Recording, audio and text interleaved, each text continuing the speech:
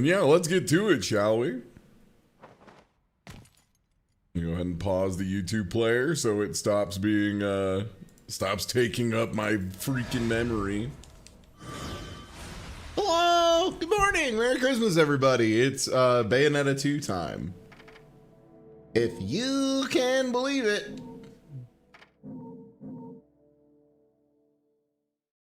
I'm gonna not, play on Infinite Climax. Hold on. Give me that classic second.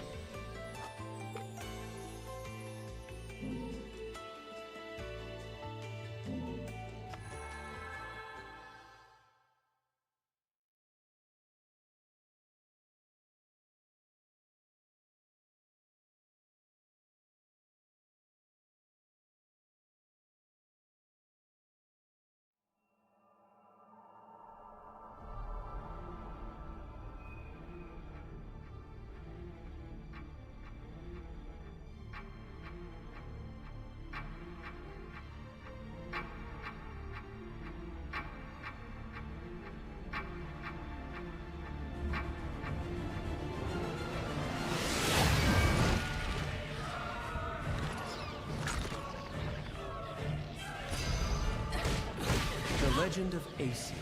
I still have Rosa equipped. That's very funny. I was like, why are there two roses? Oh, apparently last time I was playing, I was farting around with the Rosa. The struggle caused the trinity of realities to be split into three realms: light, darkness, and chaos. Obviously, our world was the one born from chaos. The three worlds all needed rulers. Most of all, ours. I forget that the prologue lets you actually wear equipment. Became known as Aesir.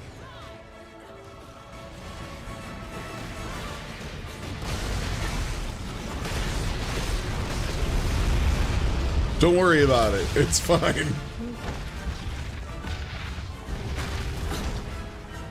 The rare 2 Rosa prologue.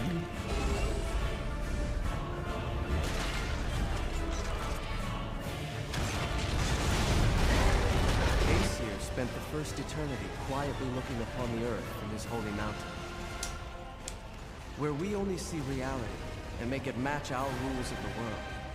Aesir saw through reality, and those visions became our world.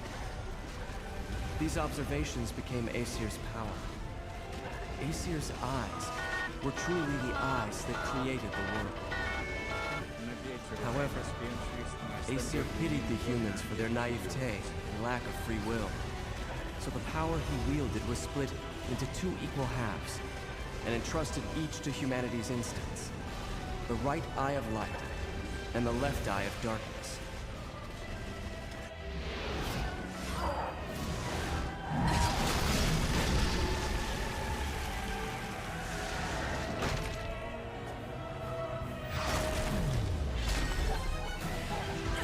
By dividing the power of the eyes of Aesir, humans gained free will. They could now choose.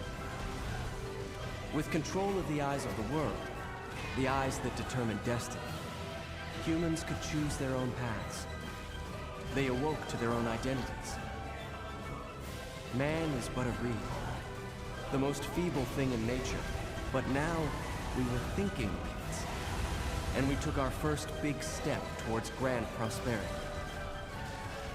The inheritors of the eyes of Aesir had been granted the power of creation.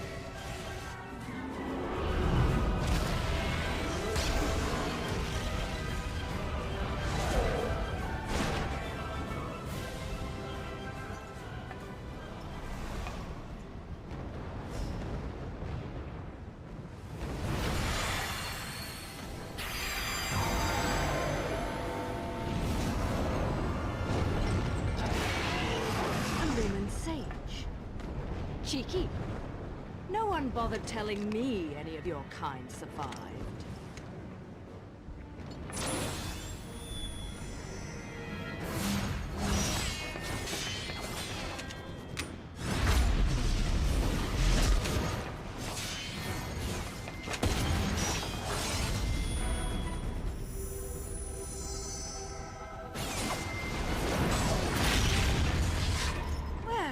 At least you're the silent type.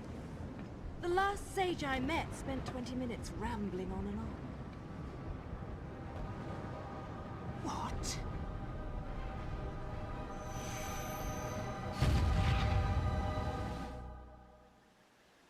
What the heck?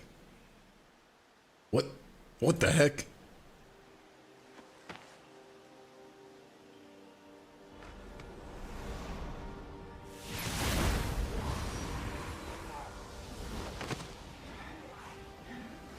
You will not escape this fate. We will perish together.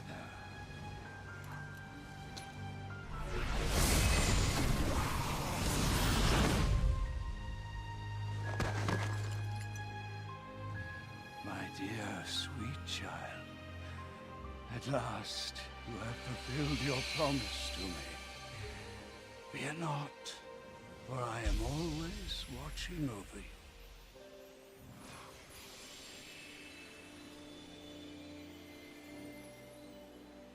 But the right Eye of Light was lost from the world forever, along with its possessor, the last of the Lumen Sages. Also known as my freaking dad. Alright, now to get into it proper, but first I have to stop being my mom. And have to start being Bayonetta again. The real question is, do I start immediately in Star Fox mode? Shall we? What do I have for gear? Oh shit. We can do a playthrough with like gear. Damn, I was big cheating. I was really farting around. Man, I had the good gear on. That's crazy. Oh, we could immediately have a dog. A dog and swords? Oh, do I have an umbral for this? I do.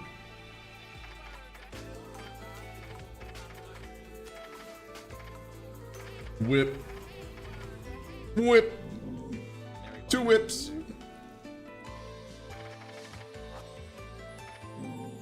And yo, thank you for the resub.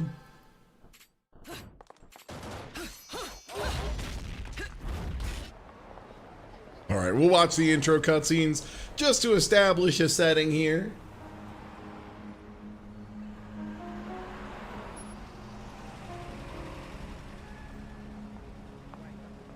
And to give me a chance to finish my breakfast a little bit.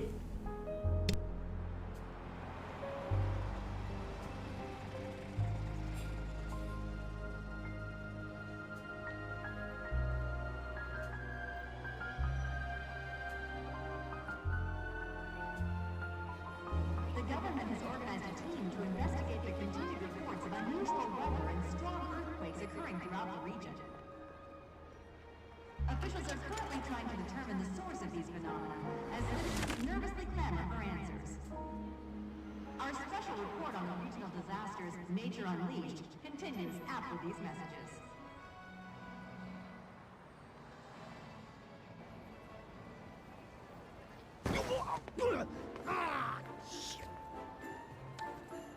You know what I need? Some heels without guns. You don't mind if we make a quick stop, do you, Enzo? Do you know what day's coming up? Here I was shopping, minding my own business, then you show up and turn me into a damn porter. Seriously, Bayonetta, you still haven't paid me back for the car. Hey, whoa! Now, is that any way to speak to an old friend? Besides, I did that job for you. For free, might add. Do I really have to tell everyone how you grabbed onto my leg sobbing like a schoolboy? This is why I can't have good things. You're some piece of work, you know that? If you weren't already lined up to go to Inferno, you'd be well on your way with all the shit you pull. Dressing up like a nun just so you could off some angels and keep the underworld happy. Hey, I'm talking to you. Shit. But if it's that or getting torn limb from limb for eternity in whatever circle of Inferno you witches go to if you break the contract, forget about it.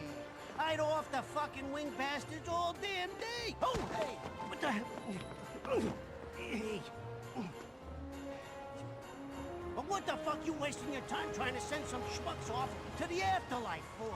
Oh. Done and done. Let's go home, Enzo. Hey, wait a second. I ain't done here. If I don't get what I came for, I'm gonna be the biggest mutt in the city. And what is it that you came to fetch, my dear? Real funny. I know better than to tell you a damn thing. I'll never hear the fucking end of it.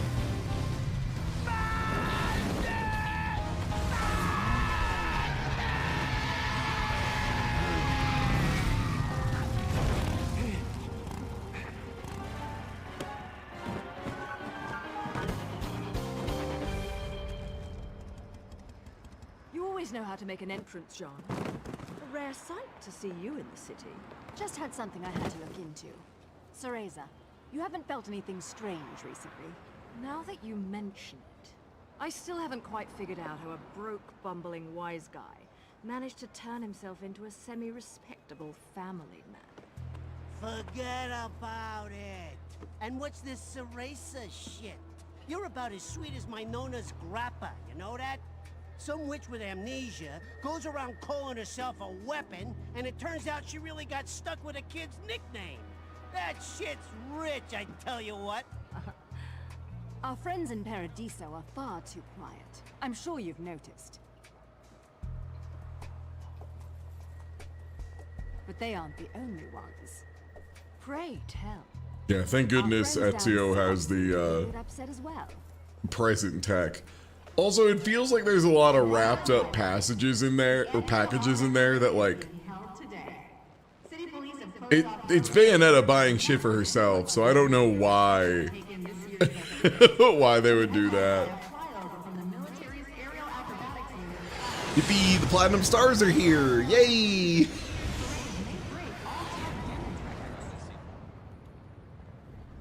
Thank you for the resub. Whoa, shit! The Platinum Stars. Crap. I need to hurry up and get Ed and Edna's presents, or I'm gonna get it. I've got something for you. Oh, sorry. We'll talk later. I'll see you back home.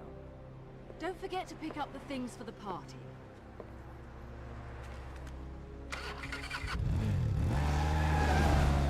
She just likes asking the clerks to wrap the presents. Yeah, that, you know what, that actually adds up. Just likes making someone else do a thing.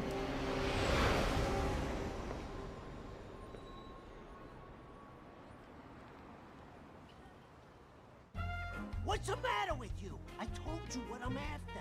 A jet. I want a toy jet. You know, the kind with wings, flies in the sky. Yeah, I've got, even when I was living with family and all that, we usually would do all of our like family stuff on the 24th. Just a normal damn jet, please. Then have a fairly chill Christmas. I want one of those. Which as a little gamer I always appreciated, because it meant I could like hang out in the morning, do that stuff, and then just sit around and play video games for a whole day, which is like what I wanted to do as a kid.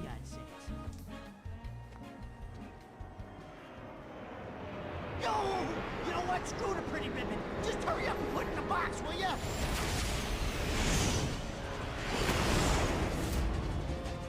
Fuck the damn ribbon!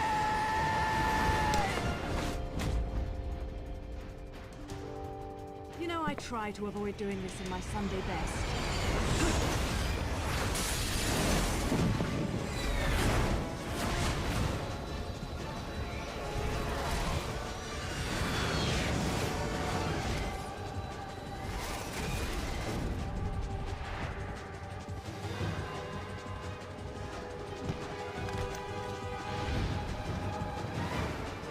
At least your lot still knows how to make an entrance.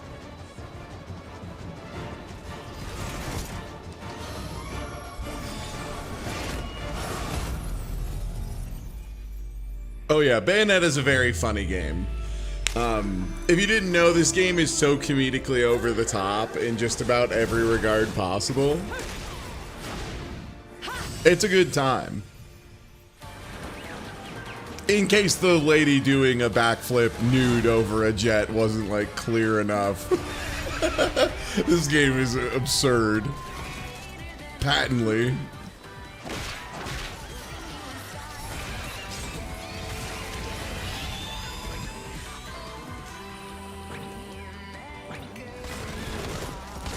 It's also one of my low-key favorite things about Bayonetta is her character design is like partially for the sake of, you know, like, ooh, lady long, ooh, crazy, but it's like very functional in that it makes all of her moves feel really good because they have like really good range. They even have her lunge a lot. Like on her pistol moves, she lunges forward like an MFer.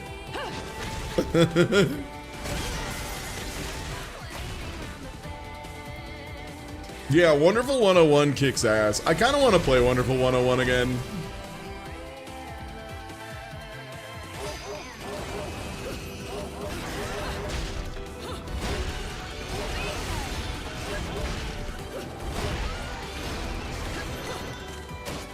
It's time to kick dogs at people, but like good, like a dog that likes to be kicked because it's an orb and it's made of metal.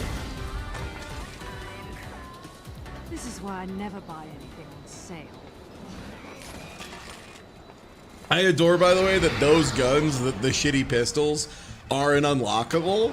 And you might be like, why would you want terrible pistols that do no damage? And the answer is for combos. It works really nicely with like some of the higher damage weapons so that you can like still get a combo score up and then cash out with a big punch. But I don't believe in Santa. Watch your mouth, Itto.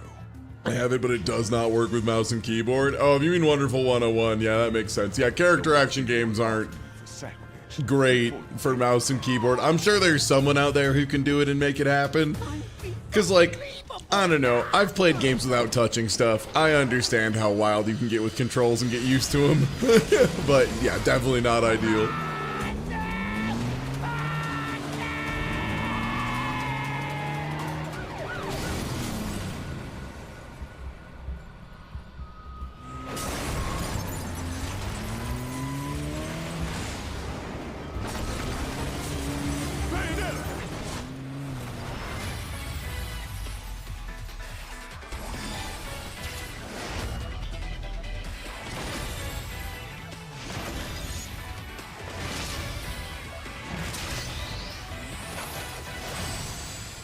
Gun.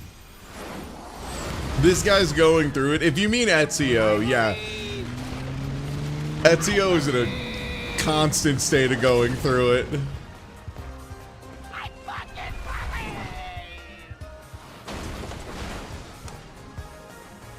Beautiful.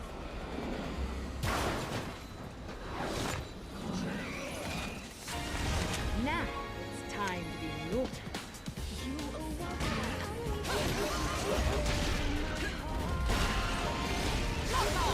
Oh, this is nice too. So normally when I'm playing through Bayonetta 2, a thing I'll do pretty commonly is do a ton of taunting in this early section to try and get enough money together for the Star Fox outfit. For the speed run, in a very funny turn of, or twist of fate rather, the Star Fox outfit is like crazy good.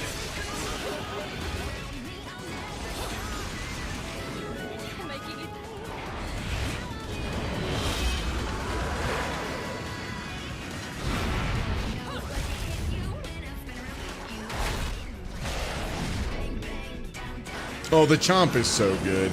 Like, Chain Chomp is one of those, like, super late game, like, post-game unlockables that you just never really get to see used that much. And it's awesome, because, like, it's one of them that really tests your abilities to play Bayonetta good.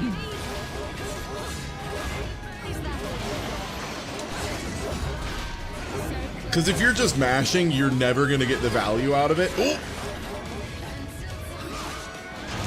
I taunted somebody and was not ready for it.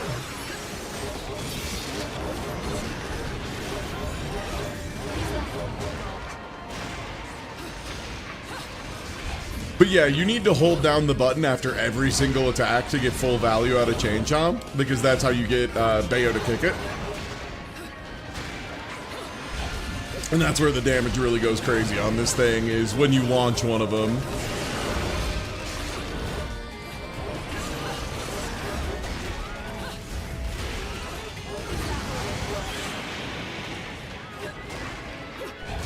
Big dog!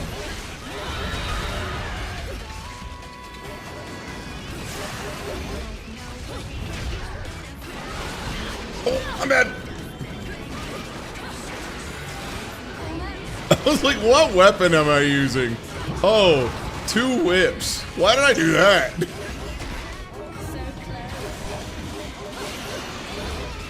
That's a crazy thing to equip. Get whipped! Oh, I dodged too early.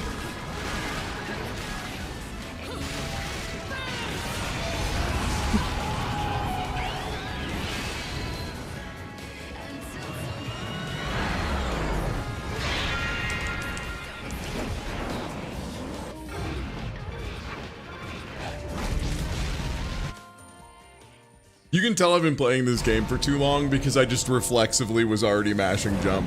I haven't played this game in like a year. And I still just remember like every sequence.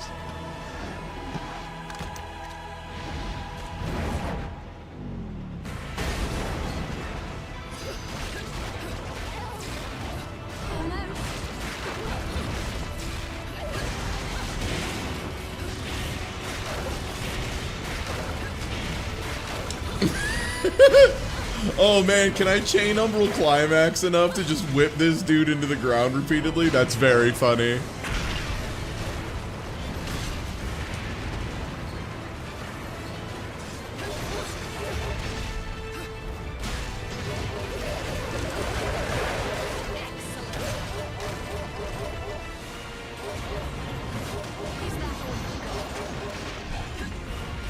Dog!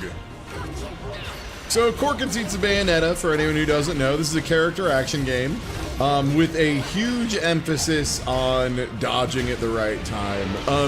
If you just spam dodge, you'll get like 3 of them, and then the third one's gonna be this like really big backflip that has a ton of recovery time. So there's inherently some like punishment for spamming it too much. On top of if you double tap it, you'll turn into the run fast mode that's like mostly used for exploration. So you have to be a little careful with it, you have to be a little thoughtful with it, but your reward is like hugely increased damage during the slowdown time period. The weapon I'm using on the side here, the whip, will normally if I try to use the like grab them and slam them move, it will just not work, it'll just be reflected. But if I'm in slow downtime or in Umbral Climax, which is like my powerful super mode that costs meter, I will be able to just grab them and slam them into the ground over and over, which is always a good time.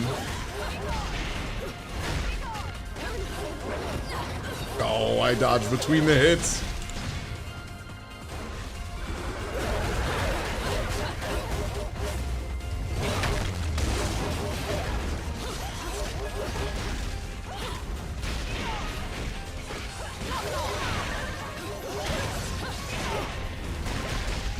And yeah, very heavy emphasis on combo structure. You don't want to be repeating moves too much. Oh, climax, there we go. And then the other really big thing about combos in this game is if you want to build up a lot of hits and keep your combos very consistent while getting to the payoffs at the end, the way you do that is by doing what's called dodge offset. So, with most of Bayonetta's attacks, like her pistols are the default and are very good to learn this with. When you hold an attack button in the middle of the combo, Bayo will like kind of hold the pose and shoot her guns a couple of times. This is really important because not only is it like extra damage, which is always nice, it also, while you're holding down the button and doing those extra shots, if you dodge and keep holding through the dodge, not only do you shoot while dodging, you also hold your place in the combo. This is extra important for Bayo because the final hits of her combos are like where a huge chunk of her damage lives. So like if you're doing, you know, punch, kick, or whatever, and you get one hit away from the end and have to start over, you lose a ton of damage. So very important to be able to dodge offset. Also because you get that huge damage multiplier when you're in the slowed down time. So if you can like get to the end of a large combo, dodge in the middle of it, and get that slowed down time for the big payoff hit, it's huge. So yeah, Bayonetta's one of the core conceits of her powers is she can control these big demon summons. And this is one of them deciding it is not going to be controlled anymore, which is problematic. As you can see, it's like bigger than a regular guy.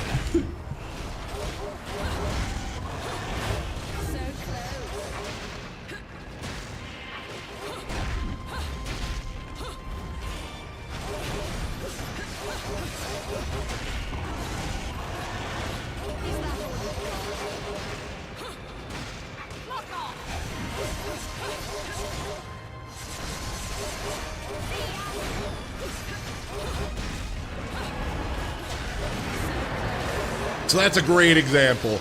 I was like 3 hits into a 5-hit combo and just kind of held my place and waited for the dodge opportunity. And then I was able to get that final big hit where the sword gets extra wumbo, and it just did like triple damage.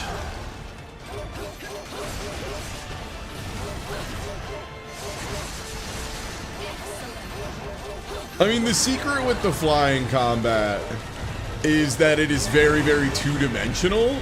It's basically forward and back, and that's about it. And once you approach it as just like a very two-dimensional thing, all of a sudden it's like much more manageable.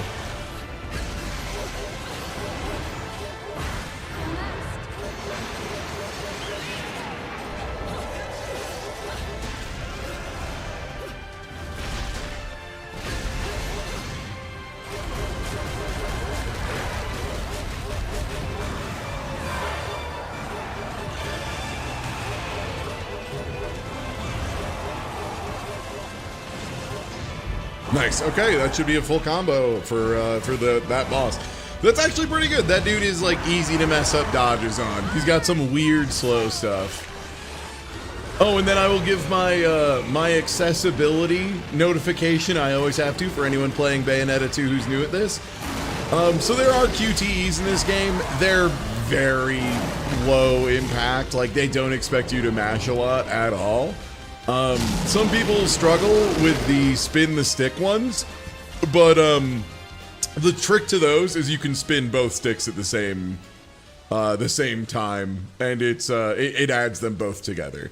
So if you can't spin one stick fast enough, you can just very slowly spin 2 sticks, and that's more than enough. Like that looked like I was like slamming that stick. I was not. It was like 2 rotations of 2 sticks. I know the one who destroyed your... Yeah, 2 realized that having QTEs is like fine, but having the QTEs be like a skill and or knowledge check is just like very exhausting in the middle of a game that's already quite demanding. Like correctly so, to be clear. The QTEs in one suck ass. In particular, they have a bad habit of like tanking your rank for not... Sometimes too, it's like you even react and you know it's coming up, but it just like you somehow mistime it according to the game. Jean's gonna wander Inferno suffering for eternity. Dims the brakes. Jean's dead. I didn't ask you to tell me what I already know. True. Especially if you're going Nice. to flip. Mini Mat raid? What the? You were already you were awake, bro? That's fucking crazy, man. Well, welcome in, everybody. Welcome to Bayo 2 Christmas. This is year 11 of me playing Bayonetta 2 every Christmas because it's the best Christmas game, and why wouldn't I? Hot for a dead chick. Ezio, you fucking creep. You creep. But looking at her now. But yeah, hello everybody. Welcome in. This is Bayonetta 2. It's one of my favorite games of all time. It is, in my opinion, like peak character action game gameplay. I think I like the story of like Metal Gear Rising: Revengeance a little bit more in the writing. But as far as gameplay, man, you cannot. The real gates of hell. You cannot be Bayonetta 2. Stop you. All right. Yeah. So we're going to hell to try and get our roommate back. We gotta go get our roommate back from hell. Damn, I heard the finger quotes in that one. Yeah, they were roommates. Roommates. All right, I think for this, since we just had a raid, I'm going to do the speedrunner's delight on this and show people one of my favorite details about this game, which is holy shit, the Star Fox costume is broken if you know what you're doing. It's so funny because like you wouldn't think reasonably you would think, well, it's not like the Star Fox outfit has any mechanical differences. There's one it tells you about.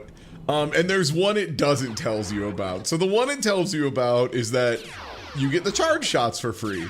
Pretty cool. What it doesn't tell you about is that, so you see how, and it might be a little tricky to tell, each of the blasters is putting out 2 bullets, like 2 sets of lasers. That's doing double damage of the normal pistols. So there's some attacks, like this one in particular is one you're going to see me use a lot on punch, punch, kick, and then hold. You'll notice how she's firing 3 of the blasters like straight forward. So normally it's like a reasonable amount of extra damage. It's like not too super much. Not the case. Not the case with the Star Fox gun. It ends up being a shitload of damage. It ends up being a lot of damage.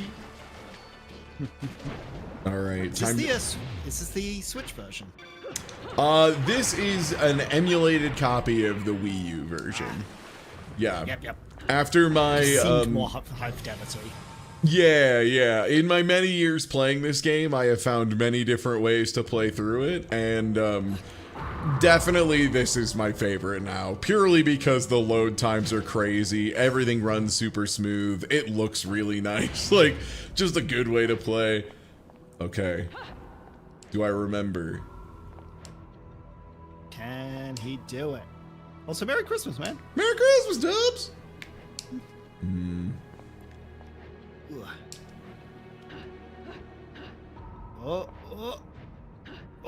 Nope. You had to go around the other side of the pillar, didn't you?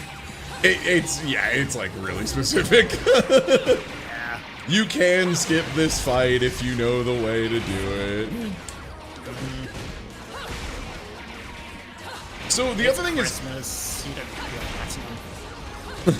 on top of it being incredibly high damage to have all 3 of the lasers pointed at him, it's also a ton of hits. So it's also really good for your combos as well. It's like just very high damage across the board. It's high damage, high score, all that stuff. Star Fox costume is low-key crazy. It's like low-key unbelievable. Yeah, you don't even need to do a full combo to open chests. You just open them in like half. It's pretty nice. Also, since we're playing through on not a fresh file, I'm going to have so many consumables by the end of this shit. It's gonna be crazy. I'll do a Muspelheim here and there. So Muspelheims are the challenge locations of this game. I would say most of them are a lot less obnoxiously hidden than in other Platinum games. If you're familiar with some of them, like Wonderful 101, where the quote-unquote correct place to do one of the things is like so obscure and so not obvious that you get people referencing a Chip Cheesin video where he claims like you have to jump backwards over some stuff to get to it, which like isn't the case, but it's understandable why someone would think that, because the normal way you access it is like so weird and you have to backtrack in such a bizarre way. Oh, please just give me the witch time. Thank you. I got hit twice. He's ass. He's ass. Yeah, I think there are two or three of the Muspelheims in this game that are quite agonizing. And they're both the same thing, which is don't touch the ground, and you just start on a collection of like 9 little pillars that if they get hit by anything, they break. And those are like a huge pain in the buns, but everything else pretty good.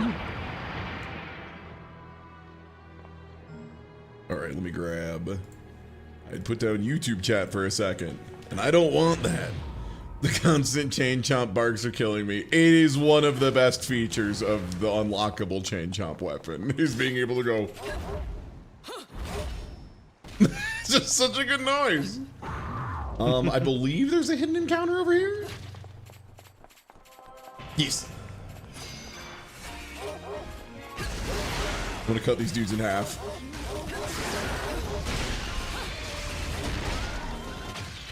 So this is the problem if you use weapons that are like very high damage and you use them in very optimal ways to kill everyone very fast, you get the worst combo scores. Okay, that one they gave to me. That's very forgiving. Thank you, Bayonetta 2. And it might also be because you finished it in under 10 seconds.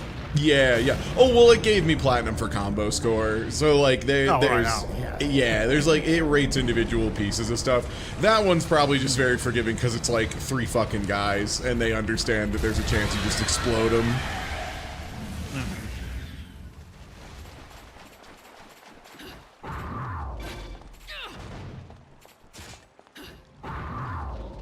No, sadly, there's no thwomp in this game. You can't hit him with the big...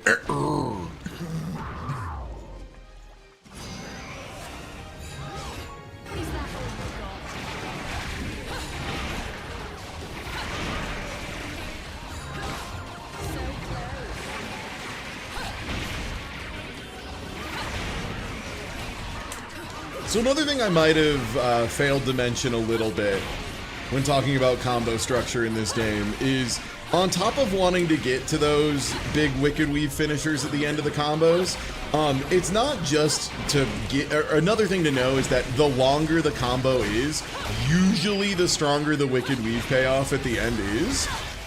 Which is another reason I really like using the punch, kick, is because it has a very powerful Wicked Weave at the end of it. Yeah, I'll use a torture attack. Fuck this guy. I'll spend a bar to say fuck this guy in particular.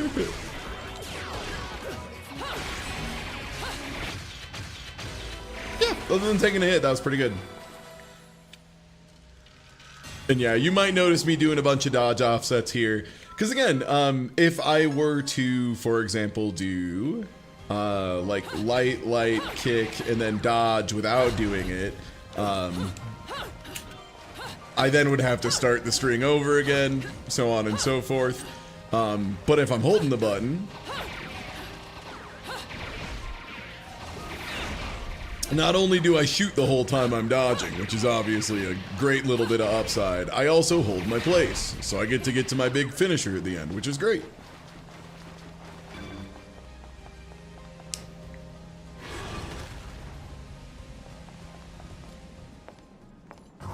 Is this unlockable in base game? If you mean the chain chomps in the Star Fox costume, yeah, those were in base game. As part of it only releasing on the Wii U, they put in some fun Nintendo stuff. Oh, I was late.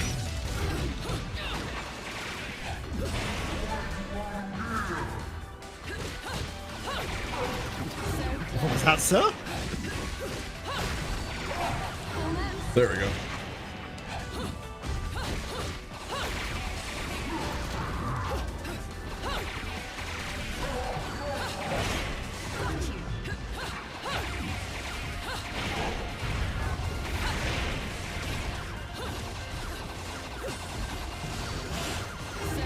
So the wrinkle I really like about using the Star Fox costume for damage as well is almost everything else Bayonetta does is like very automatically tracking.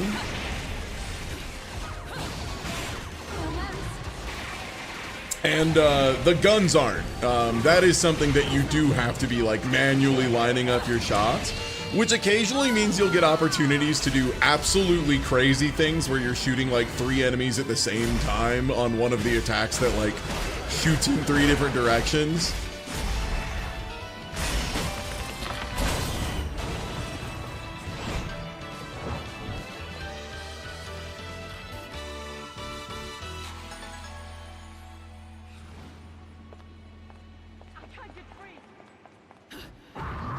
Oi!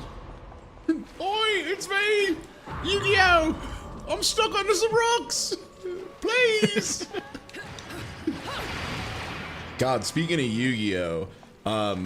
Yes, I am aware there's a Yu-Gi-Oh mod for DBFZ. Yes, I will be trying it at some point here in the near future. It looks very funny.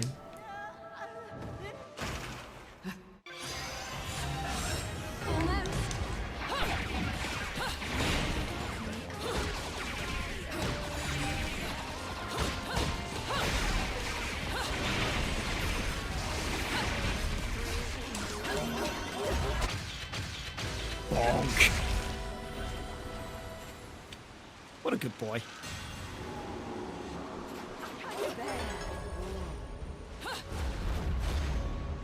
I like to Okay, spin him that's around sick. for a treat. Yeah, he loves this. He loves doing this. So, they're after you too. Nope. Nothing comes to mind, love. Sorry. But since this is your bloody mess, do you mind hurrying the fuck up and getting rid of this thing? Hurrying? Hurrying? No way. No wonder. Yeah, I don't know if this voice actor is putting on an accent or not. I have no idea. I have learned to not try and judge that shit. Okay, Absolutely yeah. is. I'm just generally so wrong about that whenever I'm like, that actor has such a terrible English accent. And it's like, yeah, they've lived in London for the last 27 years. And I'm like, okay. Not just be a one-trick. Yeah, leave the judgments to me.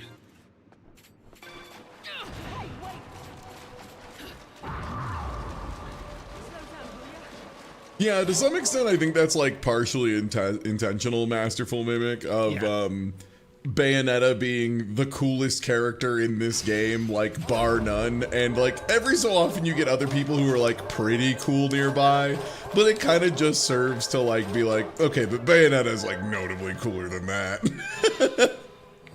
Yeah. And then when they get a little bit close, then you just sort of walk up and just like, oh yeah, Radahn exists as well, fuck. Wait a moment. Nice, 13 big heal items I'm never going to touch. And I believe this is where you get a bunch of ingredients. It was Dick Van Dyke. Yeah. True. So this game does have like a crafting system, I'd say, with the biggest finger quotes I possibly can give you, which is just a list of things, and then you can spend your chicken nuggets to make them. Yeah, I'll make some stuff real quick. You only get the thing which gives you more halos, right? Oh no, I'll take all of them. All these items are fucking unfair. All of these items are broken, and Bayonetta 2 is nowhere near as much of a purist game as Bayonetta 1 is, in that you can use these items and it won't tank your rank. They don't care. So like if you're struggling to get a rank in like a specific section, using an invincibility item or like a damage up item can really help. And this game is like totally fine with you doing that. There's not like a lot of the other character action games, if you use any items, they're like, how dare you, no points for you, die forever. But like, that sucks. There's items. You put them in your game. Let your player use the items you put in your game. And then if you want to do the extra challenge, run of like not using items, you can. That's just how I normally play the game. But like, yeah, there's no reason to have it be punishing to use the things you put in your video game, I think.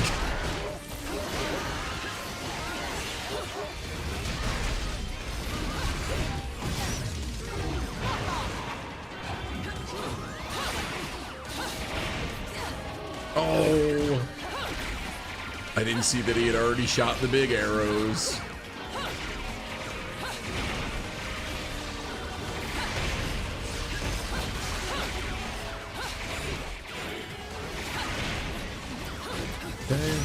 Nice.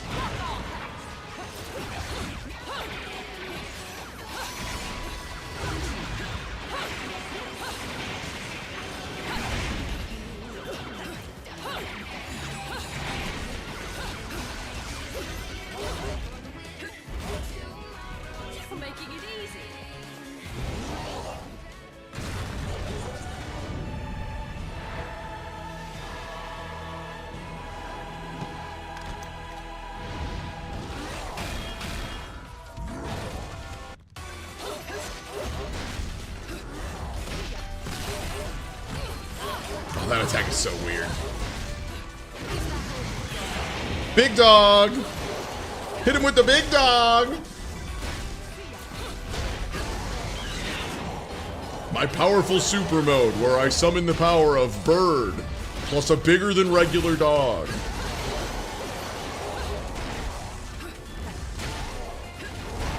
Get him, boy! Woof, woof, woof, woof.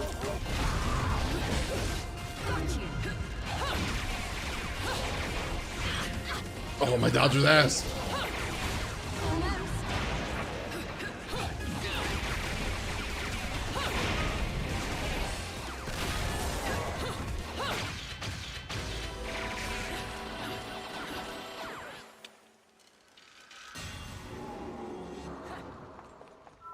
And if we start a fight over which character action game is the best one, or get too into being excited to shit on Bayonetta 3, which I deeply don't care about or want to get engaged in, I will just start timing people out for 6 weeks. 11 years. I'm tired. Alright, there's a hidden fight down here I will definitely be taking. Because it gives me a chance to use these without it being a huge downside. Angel weapons are pretty bad. Most of them have really slow startup. Most of them do a lot of damage and don't give you a lot of combo, that kind of thing. Thank God they don't penalize for attack accuracy. Yeah, that would be stupid as fuck. Yeah, you're right. It's good they don't do that, because that would be bad. Yeah, the only reason, Demarine, you would really want to be 100%ing the extra fights is for like high ranks and whatnot. Even for getting money, they're like not the most efficient way. The efficient way up front, if you want to get a lot of money early, is to just taunt enemies all the time. Because taunting ridiculously increases the amount of rings or whatever, halos.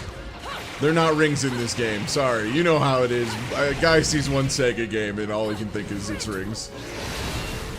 Rings! Rings! It's like they're drawn to me!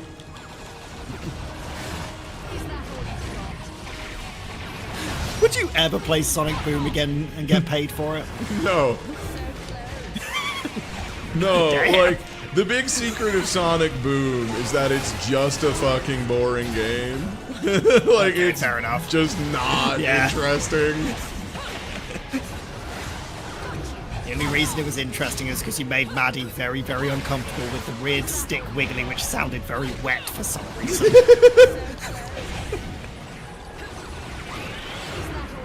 And also informing him of the Knuckles rap.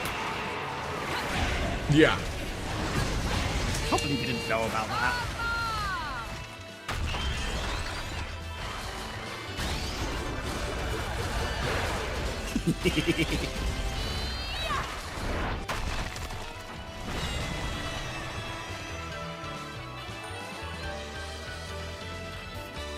Bounce pad!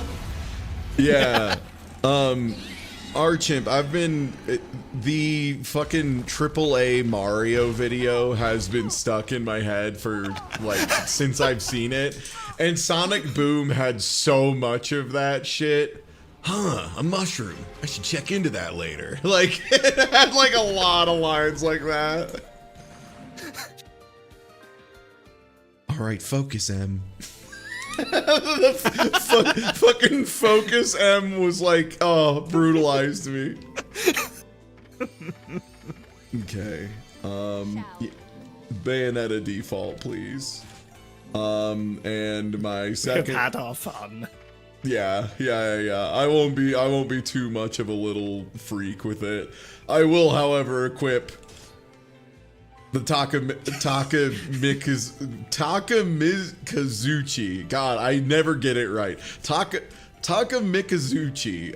It's not like, it's just syllabic. It's easy to pronounce. It's like Romanized for my stupid English ass. But at the same time, like, It's just like a lot of syllables in an order I'm not used to, you know. Takamikazuchi. There we go. I don't want to be someone putting on. The thing is, it's annoying. I think the original Tasukahami, I think I nailed that, is like very funny because there's like a bit of an honestness. But I've seen people trying to like replicate that, and the whole thing is like, no. If you do artificial ignorance, you're just being racist.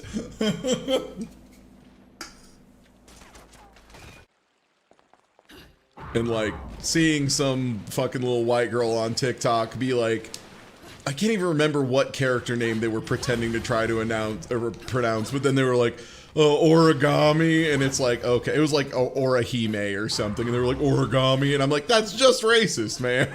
Like, that's you just being racist. You don't want the spirit of Sessler visiting you? Holy shit. Yeah, that is definitely one thing I didn't parse until watching later, was how many times on X-Play they were like, those wacky Japanese, and it's like, bro, they made Super Mario Bros. So long ago.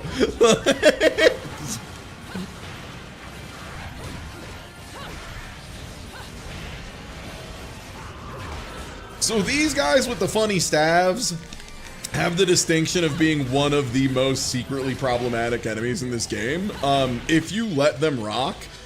So remember how I said taunting enemies like gives you way more rings but makes them very dangerous? It like lets them ignore some knockback.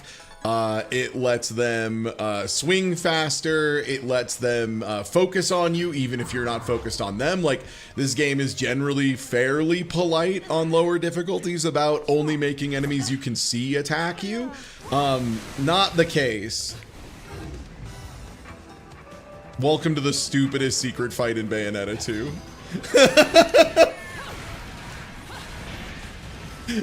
That is probably the rudest secret fight in the entire game.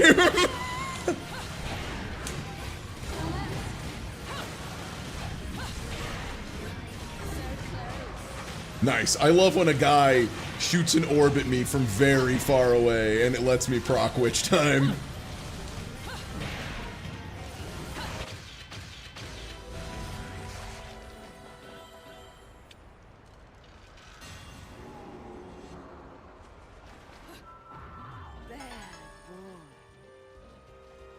Hi, sorry about that. Sensed bastards behind me.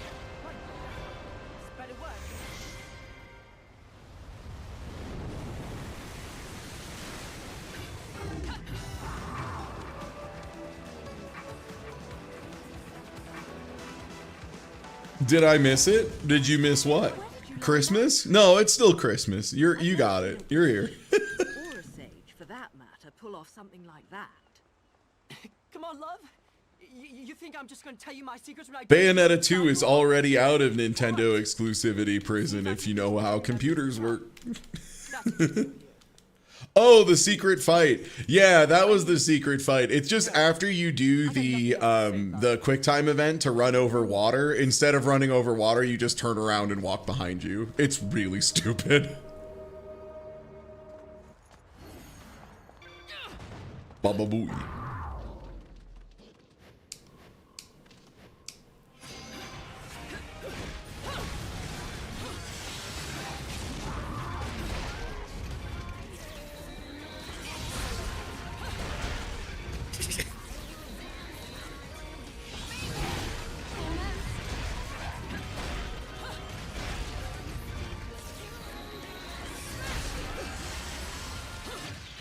As you may have been able to divine, the hammer does a fuck ton of damage.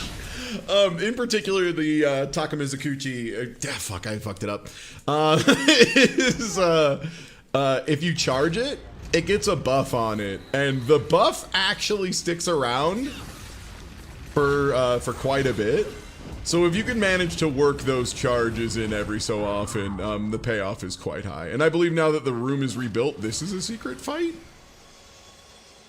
I have to break one of the chests first, that's right. Not that one.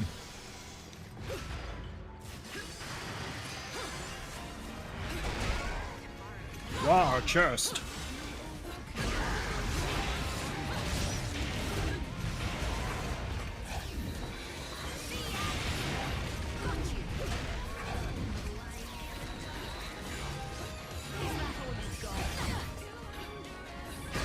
Wow.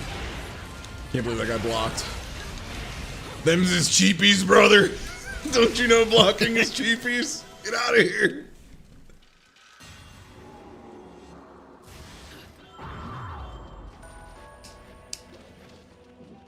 Okay, now we run up the stairs.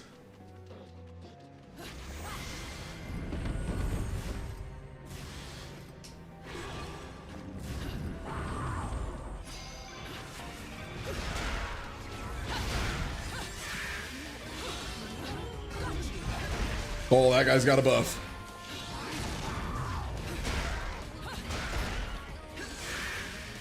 Gotta kill the spellcaster.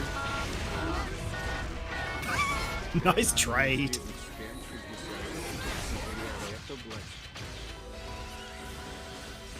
They didn't spend $60, so they're allowed to block. Yeah, that makes sense.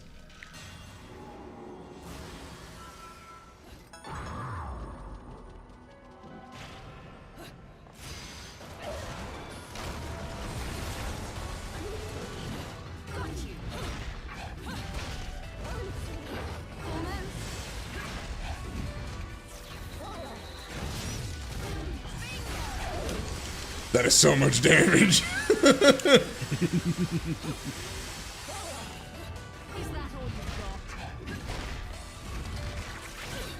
Oh! This dude just splorted at me. Did you see that shit? This guy's splorting. Fucking kill him. He hit you with the gack. No splorting, dude. That's it. You're getting Witch Time Umbral Climax.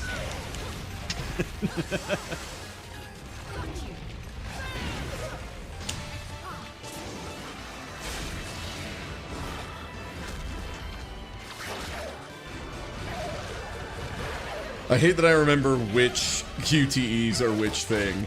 But for what it's worth, usually if it's like hands related, it's on punch. If it's foot related, it's on kicks. And if it's something else, it's on Y. I'm so glad that this emulator does have one very strange bug that I will never understand, which is I'll get a platinum or a pure platinum and it'll show the graphic for a gold medal. So I'll see the graphic and be like, oh, and then I'll see the text that says platinum and I'll be like, oh, nice. Never mind. I'm sick. I'm goated.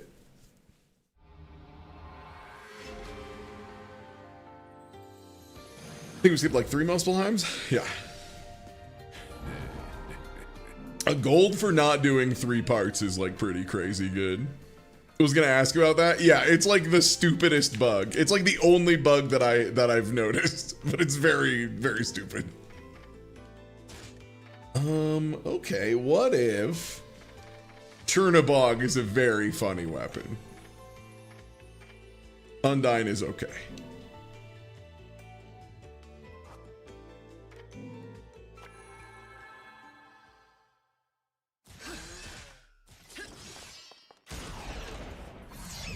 So there's a really strange extra feature on Undyne that I believe is legacy from the first game or from one of the Devil May Cry games, if not. And that is you can change the element on them by doing the spin attack. Like the spin the stick attack.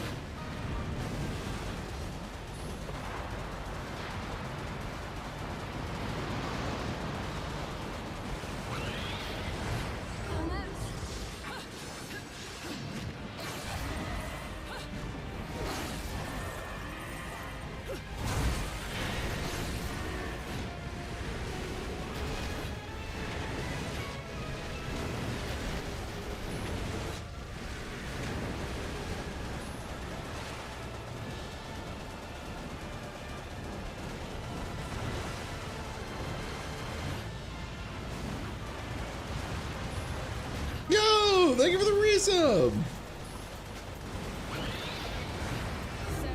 Ooh, Denji Sentai Mega Ranger. Yeah, 1998 seems like it would be a prime time for a gamer ranger.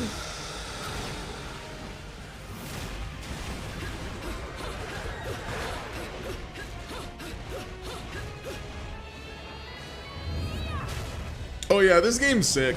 The boss fights in this game are like all crazy. They make every boss fight like its own stage entirely, which leads to some really cool multi-stage boss fights.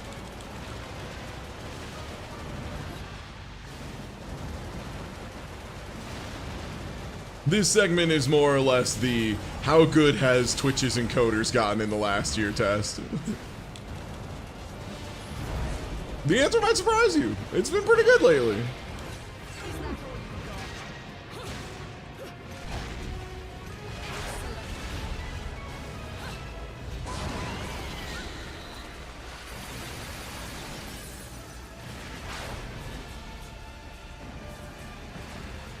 Your motherfucking life ends 30 minutes from now.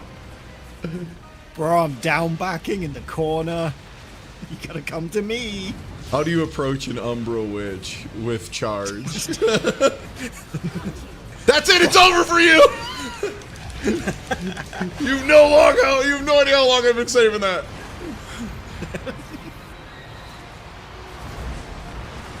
That might have been enough damage to instantly get phase transition. It was.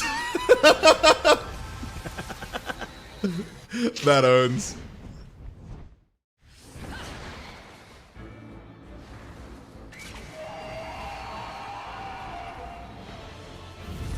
I guess the gimmick for this year's playthrough is just like, I've done so many playthroughs that I've filled the save slot on every device I have twice. So I'm just actually allowing myself to use like a bunch of the weapons you don't get until later in the game. So I've been cycling new weapons every stage so far. Obviously there's, you know, gonna be a limit to that, but I wanted to show off a little bit of more of the diaspora of your options. And kind of show off how valid all of them are.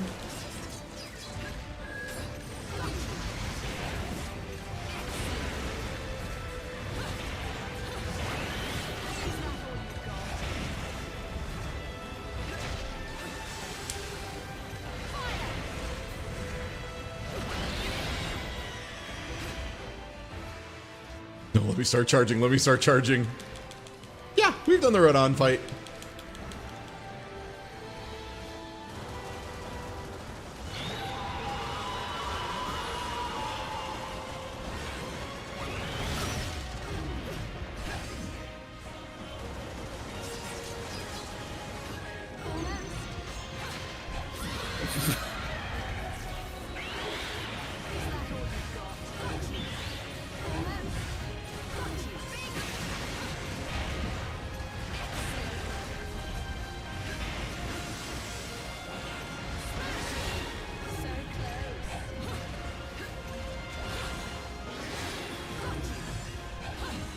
Oh, it's so hard to hit with a chainsaw! This is not a good salamander fight.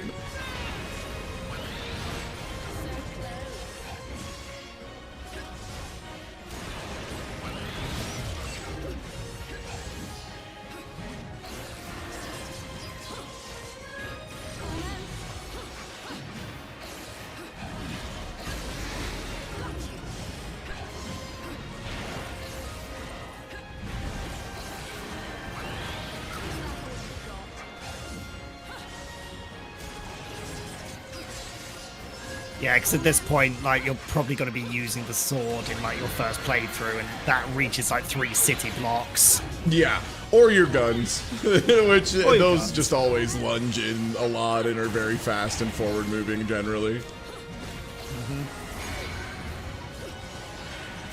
Nice thing, though, about the scythe is the scythe does have a gunshot attached to it.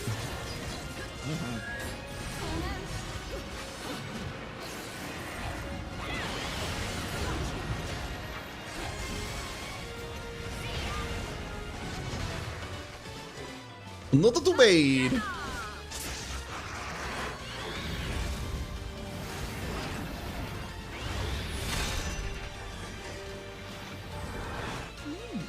Yeah, I'm a big Hammer fan as well. I love the way it just is one big payoff hit instead of doing the endless combos. It very much feels like playing Greatsword in Monster Hunter, where you're really just planning your entire game plan around when can I bonk this fool one time insanely hard.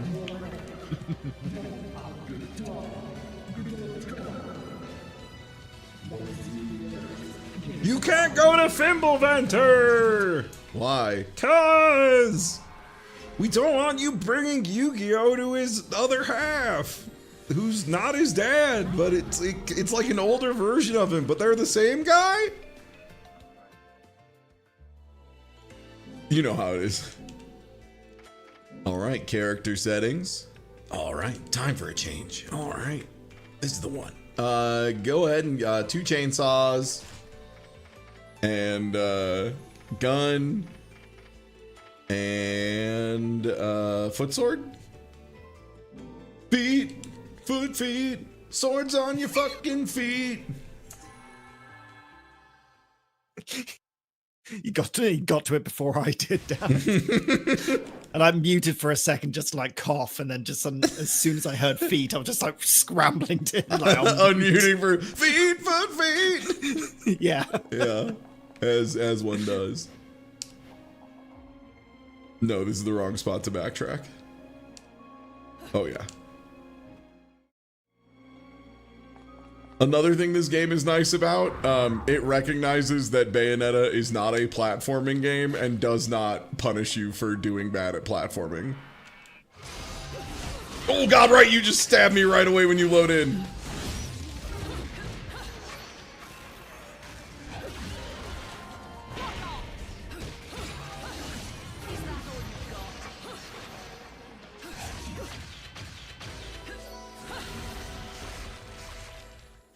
Meat and Feet Kingdom. No. Nice. Cool gold. There is a... Oh, it's jumping across there. I'm stupid. I'm like, there's a couple secret fights in this area, but they're like fairly obvious.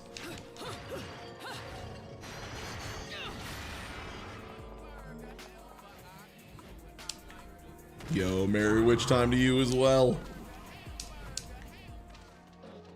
Merry Witch time.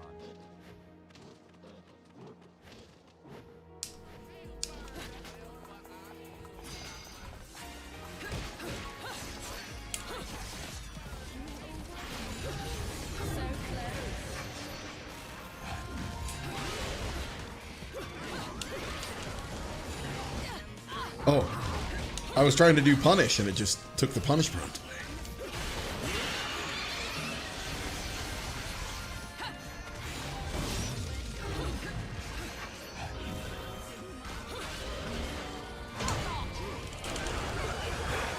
So torture attacks are basically just spend a bar to eliminate a guy in a cutscene perfectly safely, which is really nice.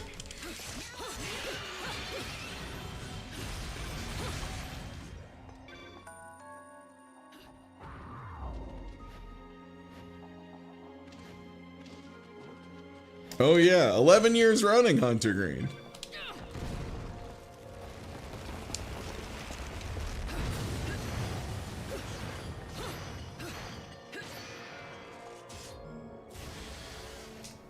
Well, anyway, it's time for 4 chainsaws. Enough to kill anything that moves.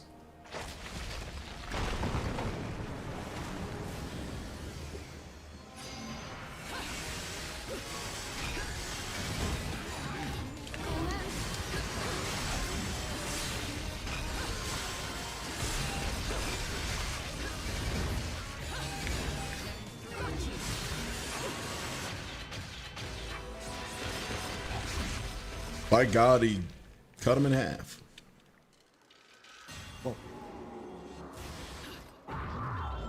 You've been naughty.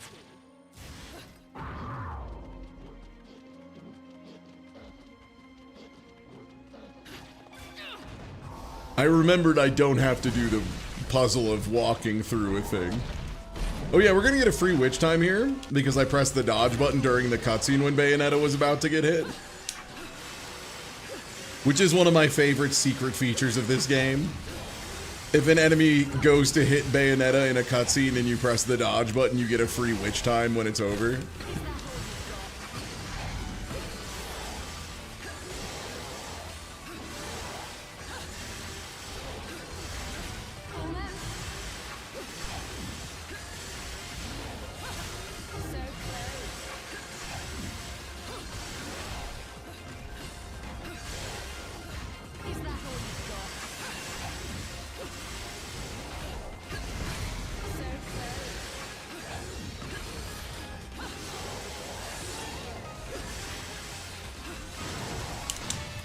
Yeah, chainsaws do a lot of damage. You have to stay close and you have to hold them pretty consistently, but the payoff is pretty worth it.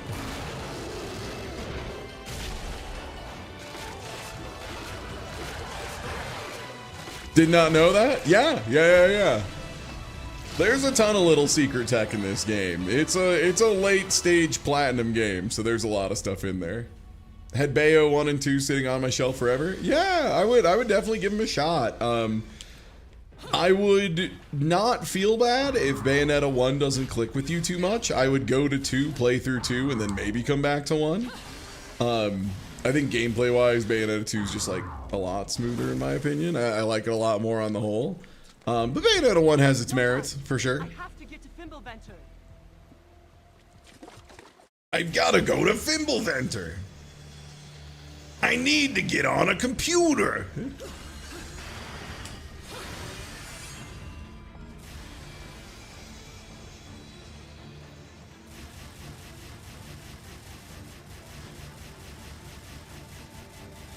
Sorry to shrug off my new cool movement tech. How'd you like it? How do you like my swimming?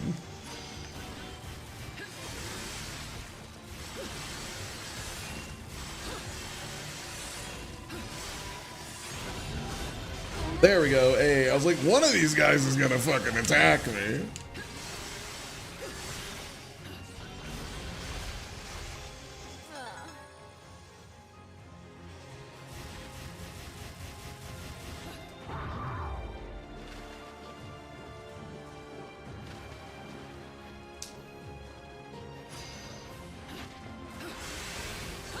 Yeah, my goal is to be the human being who's played Bayonetta 2 the most without having played Bayonetta 3 a single time. What all true warriors strive for.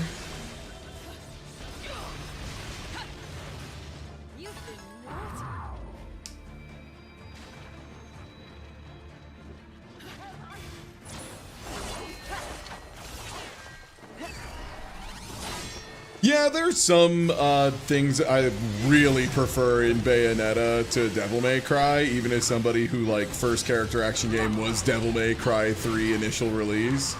One of the big ones being, I personally don't love jump being your main dodge. I prefer dodge being the main dodge. Also, yeah, welcome to the first of, like, 16 rival fights in this game.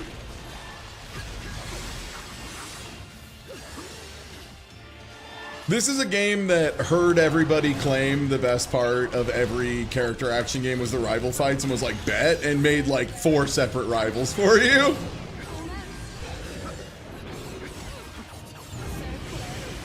I need to get rid of these angel weapons. They're so bad. Please let me finish a combo with the angel weapon so I can stop having it. There we go. Hey.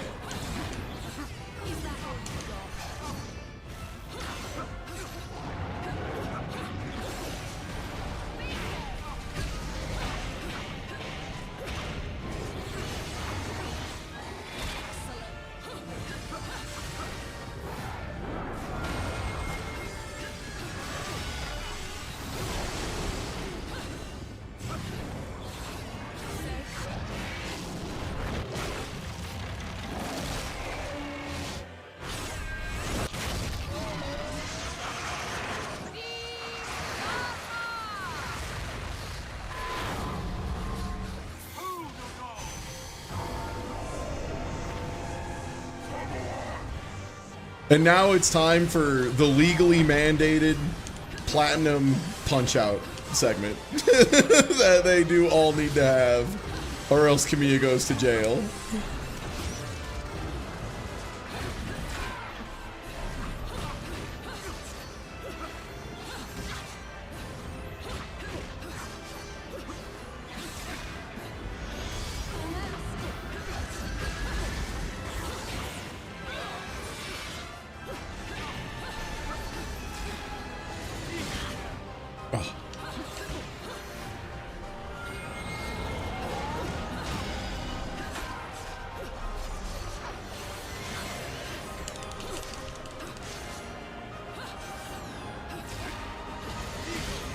Oh, the delay on that one always gets me.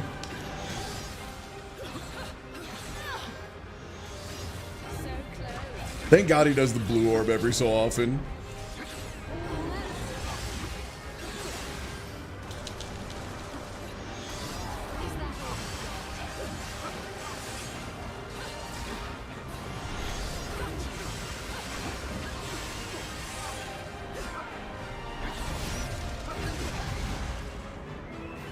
Whoa, what the? Apparently I punched Rodon in such a way that he stopped existing for a second.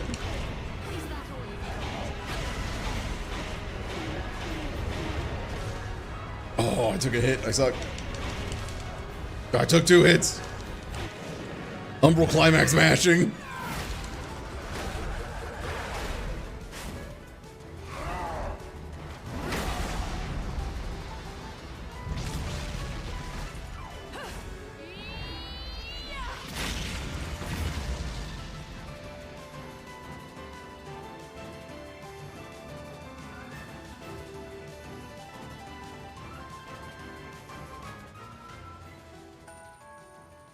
I'll take a gold there. I always forget how forgiving they are with damage ranks in the Lumen Sage fights. They realize that shit's fucking hard. They realize that that's hard with a capital H. Oh, that's very funny. I'm pretty sure I have pure platinum on this save file, but at some point don't I? I think I do. Oh, I have pure platinum on hard. Okay. That makes sense. I was like, I swear I did a pure platinum run on this file one year. I did. On hard, not on normal.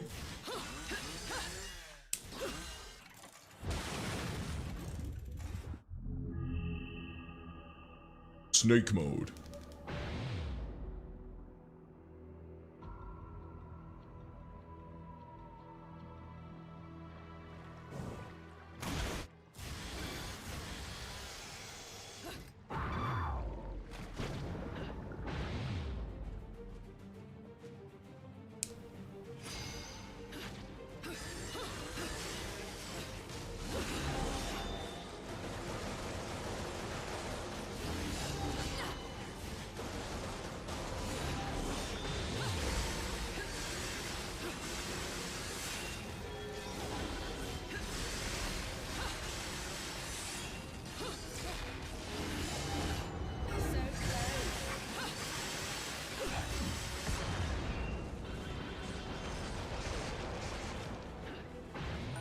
Realized I forgot to change my weapons. Which game is the best platinum game? Bayonetta 2. For writing and aesthetic, it's Metal Gear Rising: Revengeance, but for game, it's Bayonetta 2.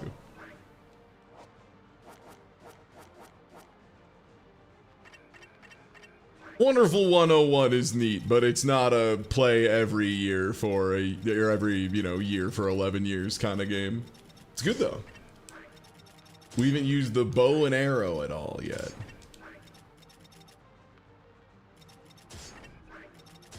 Hammer gun, blessed combo.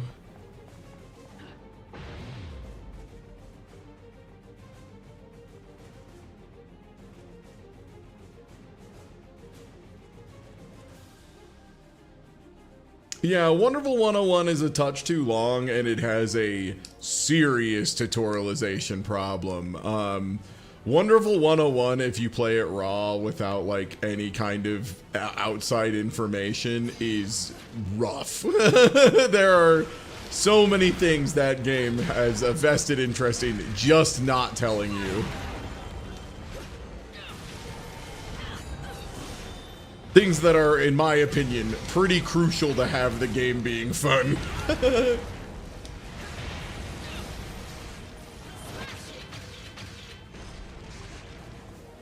I would say Wonderful 101 took me like a full playthrough and a half before I really got it.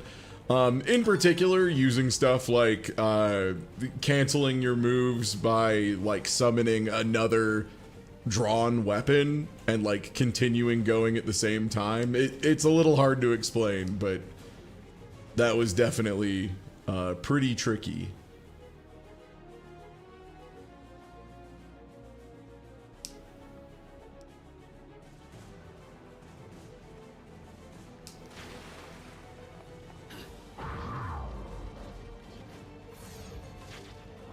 Hey. Yeah, now it's time for the shapes. Yeah, time for the new enemies for Bayonetta 2. So Bayonetta 2 added an entire subclass of enemies, and they're fucking awesome. They're super well designed. They're cool. They're interesting. Their attack patterns are awesome, if not a little scary. Does underwater combat feel weird in this? It's not the best. There's only like 2 of them, so it's not too big a deal.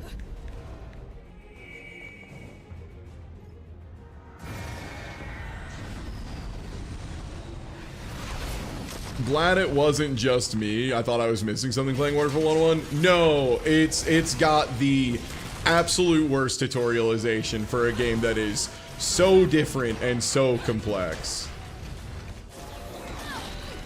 Oh, I missed the dodge.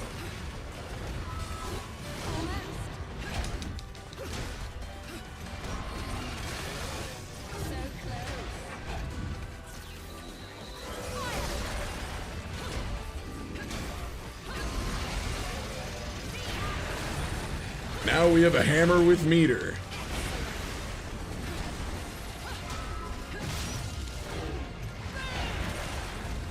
I like that the hammer with meter is still just Madame Butterfly, just using 2 hands instead of 1. Yeah. The double axe handle. Yeah.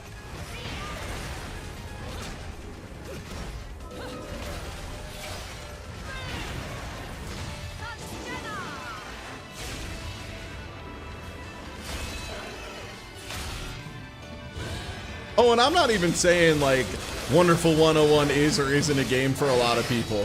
I'm purely just saying it would be a game for more people if the tutorials weren't so trash. And by trash, I mean just there fucking aren't any. There just aren't any. And like even the remaster, it does a couple things to help, like, hey, did you know you need to buy blocking? Like that kind of thing. Hey, did you know we're not gonna give you any moves to start with? And that was like a help, but definitely not enough. That game has so many mechanics.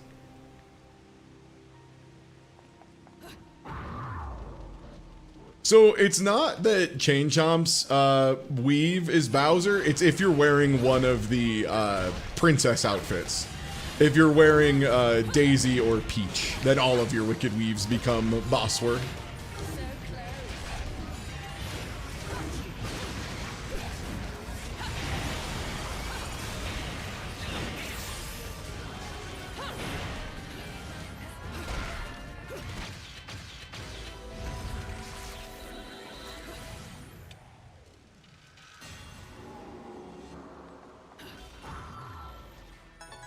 Yippee! Another platinum for Bayonetta! Yippee! Wahoo! Wahoo! Well, time to slowly walk behind Yu-Gi-Oh! Are you sure? Not really. Not really, huh? Shocking absolutely no one. The worst parts of Bayonetta 2 are the walk and talk segments, because walk and talk is a blight on video games. Nothing has ever been worse for video games than the development of, what if there was a cutscene but you had to hold the stick forward and you're not allowed to skip it? What? I spent 500 years not knowing who I was. I only found out the truth recently. You too? Listen, I don't remember a thing. Nothing. I don't even know why I'm so damn sure I need to go to that mountain. But I know I have to. It's all I know. Does that make any sense? Come now, little one. Can't let the girls know you've got a heart. It's not like that. If that's all you know, that's all the sense you need. Just believe. That's what I did. Bayonetta. Let's do it. Wait.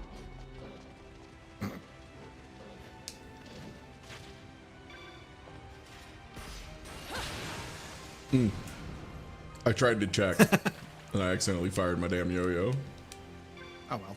I think I need to walk closer. There we go. I was like, I have to turn this thing on somehow. I talked to the child.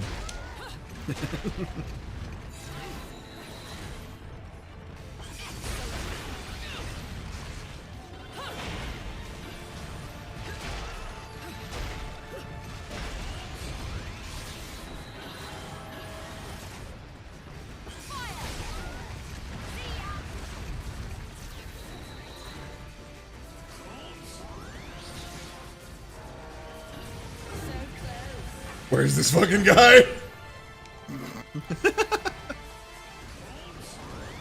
What? Hey man, fuck you, man. Fucking asshole. Get a load of this jerk.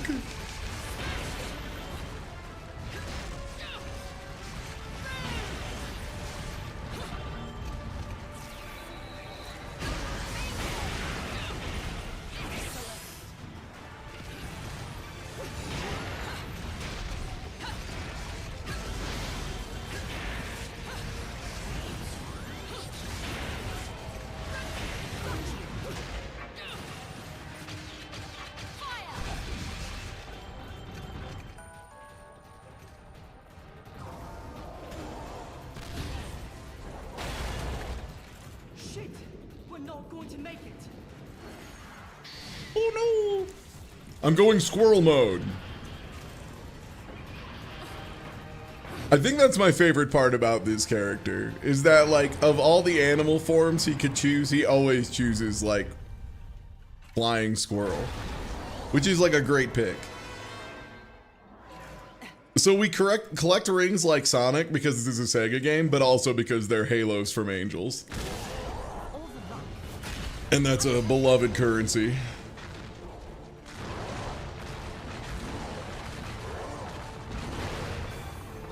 Hadouken! Nothing's working.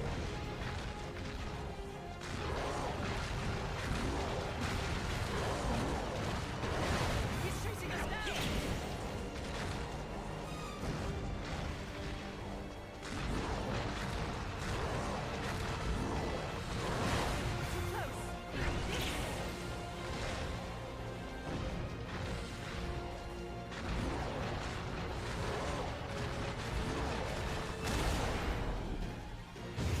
That was easy. I love the little like, whoa, whoa, whoa, whoa, whoa! It does as it goes over the edge. The way they're not afraid to make the enemies look very foolish once in a while. I think that's also part of what makes Bayonetta work, is like, enemies will be these big, terrifying, intimidating things, but then when Bayonetta's around, occasionally they are just fucking little goofy goobers that get smacked around. Again, nothing can be cooler than Bayonetta in this moment. True, true.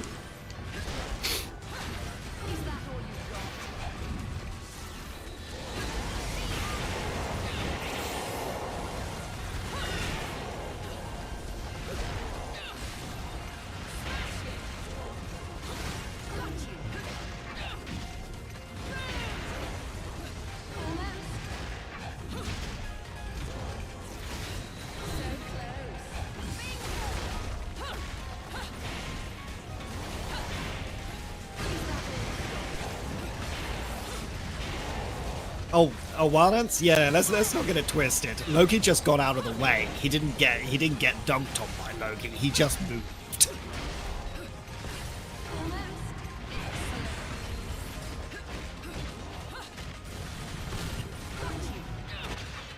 Nice. That was a really clean fight. That might be per platinum. Nice. What's my favorite weapon loadout? That's really hard to say. I think for just pure, like, my comfort character is the Star Fox outfit with Love is Blue on every slot, smoking a blunt.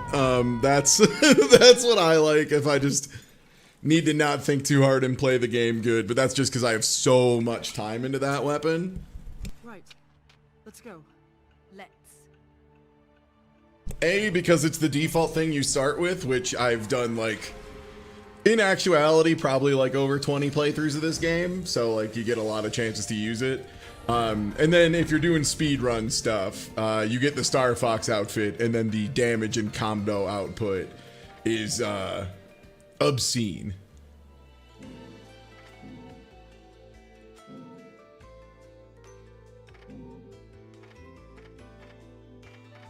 I'll keep Takamizuchi in a slot here. Takamikazuchi. Takamikazuchi. There we go. Okay. Tank jump. They're probably like a, you know, they forgive you a little bit if you just like separate them into two words almost. Yeah. Takemikazuchi. Well, for me, it was like when there was the new Tekken character that dropped, Fakaram. It took me so many go-throughs to get all the syllables in the right order. It was unbelievable. Like, I was like, it's only 3 syllables. How am I getting Fakaram wrong in so many unique, bespoke ways? Oh, hey, Valor. That's right, boss fight 2. Long. I am having some unique render bugs today, and I gotta say, I'm loving it. Saying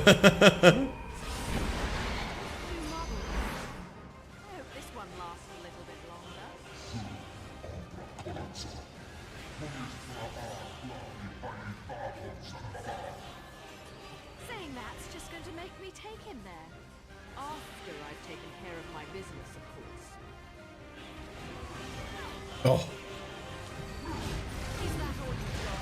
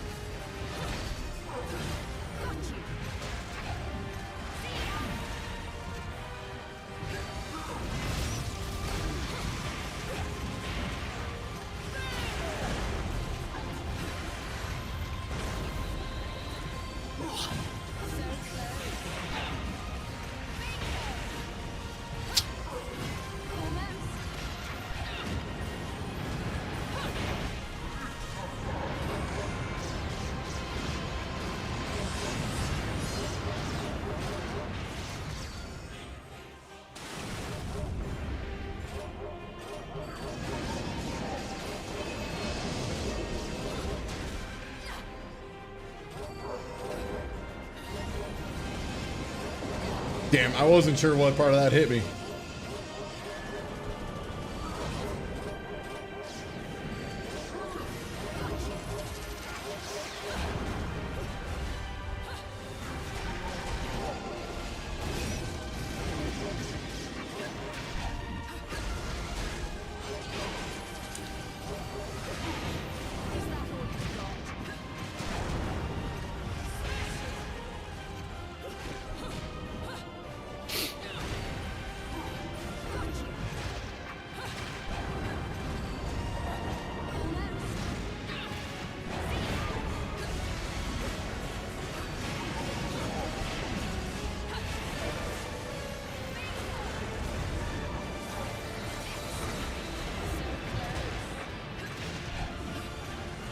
God, the Psycho Crusher with a sword.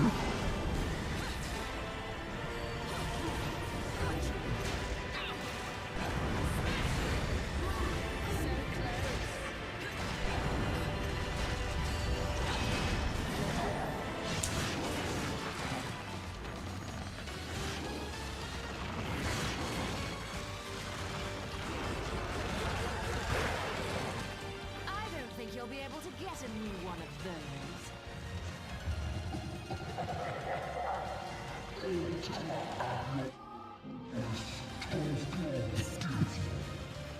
I'm gonna unplug and replug my controller in real quick because I feel like it might have detected my right stick a little off from where it should be. Because I think my camera's like drifting a little bit to the right. Okay, there we go. That was me.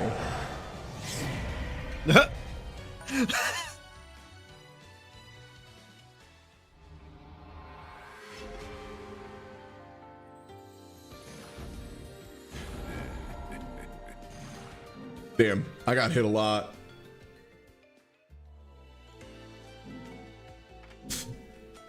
Bro literally didn't appear. What's his deal? Bro literally didn't appear in this film. What the?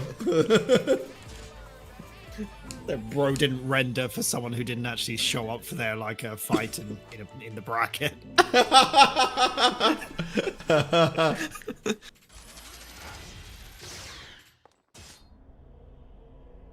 Hey, yo, cool beret. Another failure. Thanks.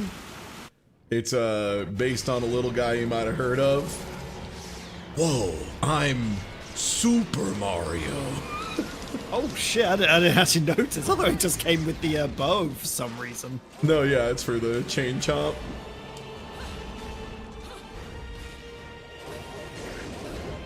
I didn't have it before because I had swords equipped with it, and swords have Umbral Elegance, so it has a default costume of its own.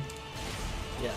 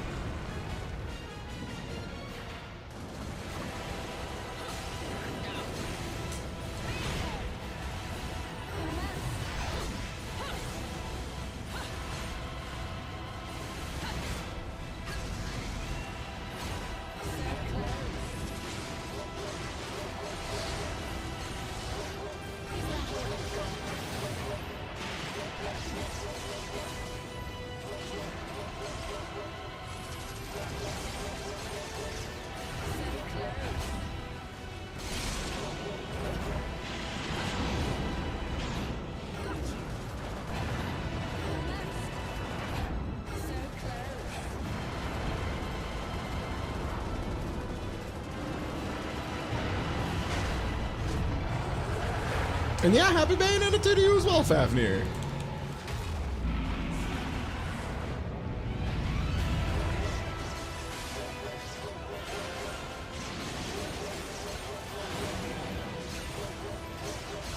I do not know how I didn't trigger Witch Time there. That was incredible stuff.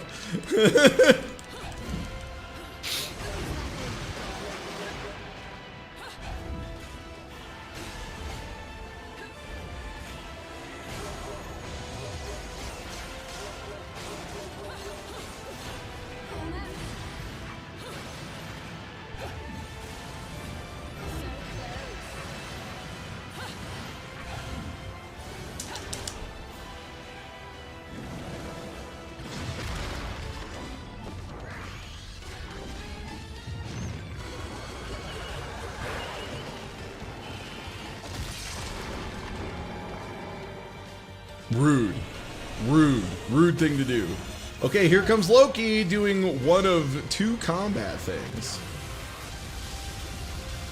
He made a big laser out of his big Millennium Puzzle. Yeah, I love the constant barks from the chain chomp. It's such a good flavor add. Nice. We love to get a platinum on a big section. Is that good? No. Thing's got too many mouths.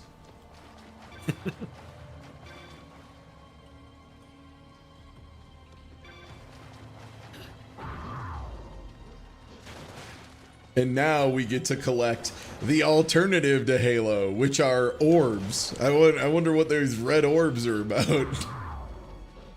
Whose red orbs are these?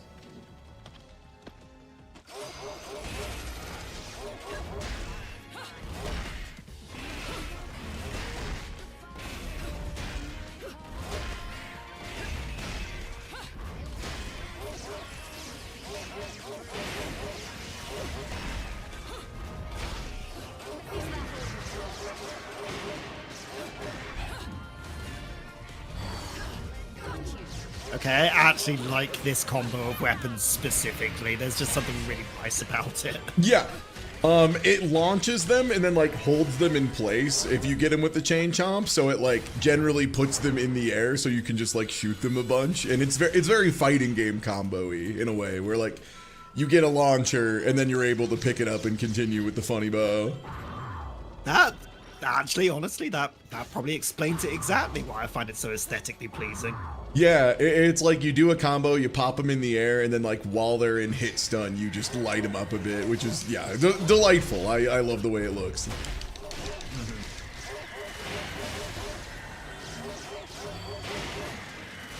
Plus, I just think there's always something so delightful about shooting an enemy with a projectile weapon from an impossible location.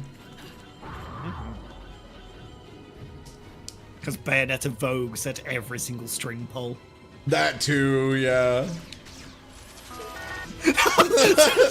Just the behind the back one. Yeah, that one is like so unnecessary. Yeah, like what is that third shot, Bayo? What the fuck are we doing here?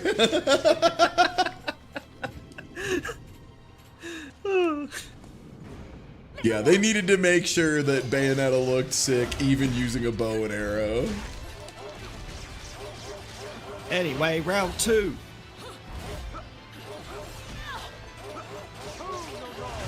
I missed round 1 because I was getting some hot cross buns.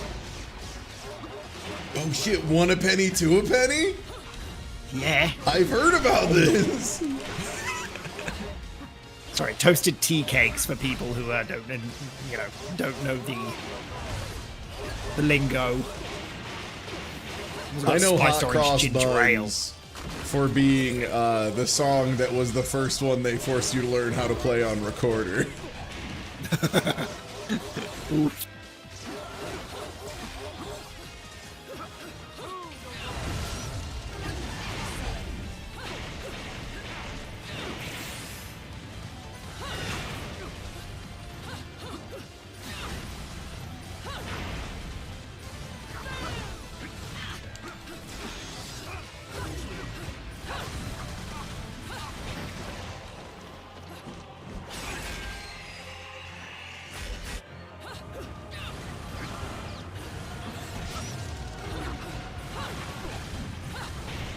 It is so funny how prevalent playing recorder in elementary school was.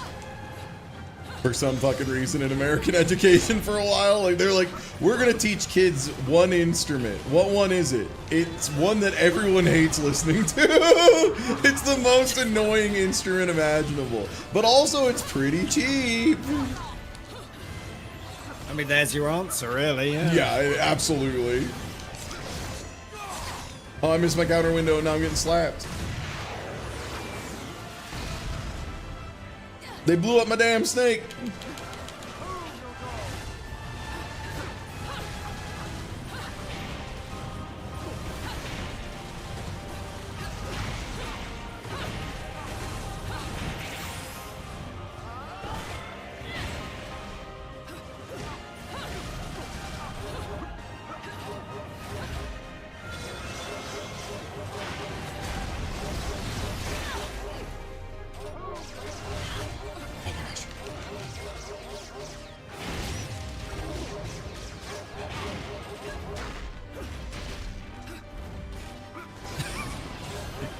Bonked. I was dodging in the counter window again. No, my invisible guy. Oh, it's... didn't notice it's not rendering. Yeah, bro literally didn't render today. I don't know what's going on. I think it's because I updated the emulator. I blame the update. Oh, it's fantastic.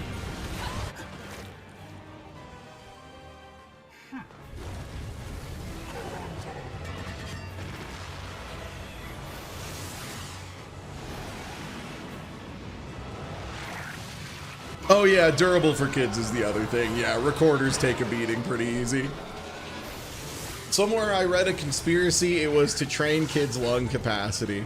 Well, considering they also made us do PE at the same time, and that's roughly 10,000 times better at training lung capacity, physical activity, I think that conspiracy theory probably was in fact a conspiracy theory, which is to say, not true and made up bullshit.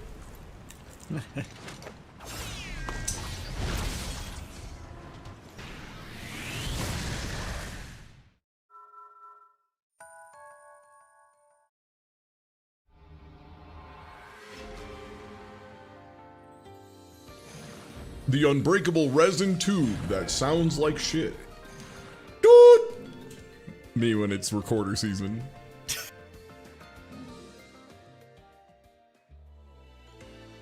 Said in the welcome to the stage of history voice. Unbreakable resin tube.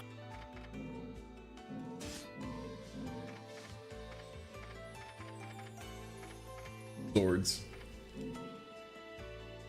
Swords.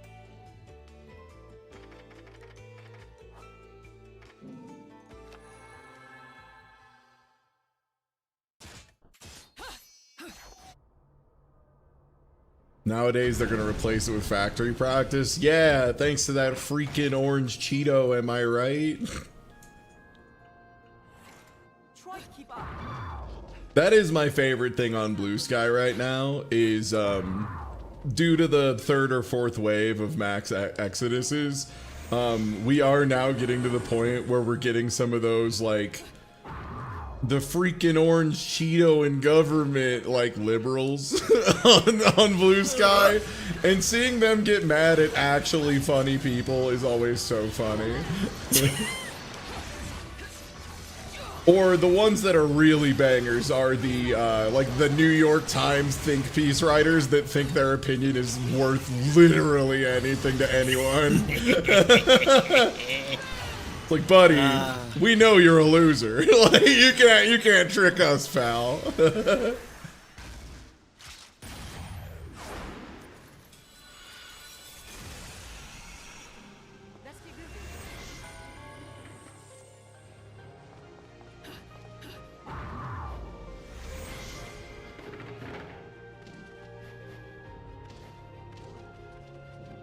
No, it's not here. It's a different spot. Yeah, I have literally no patience for artists still on Twitter claiming they need it for their reach or whatever.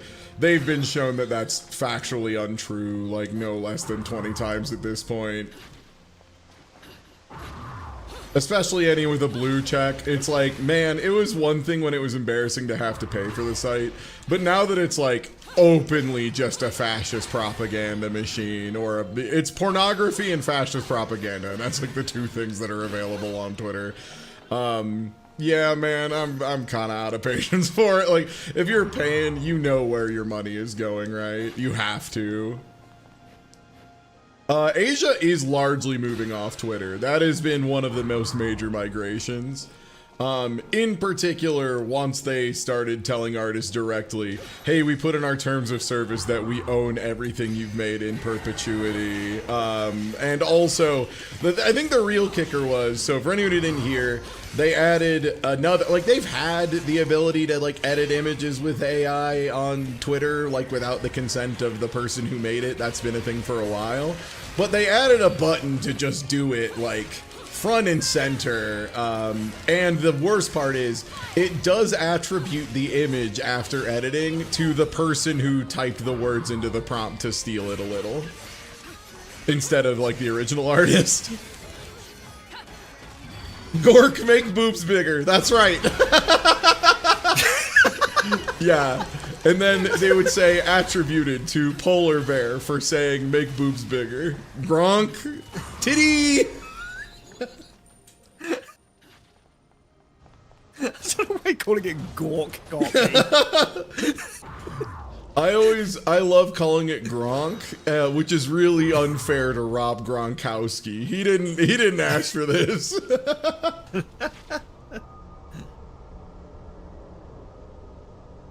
So why don't you use torture attack? It costs meter. It costs a whole bar. And which time or Umbral Climax is just generally like way better. I love his micro free count just getting nights off. Oh shit, my brain worked.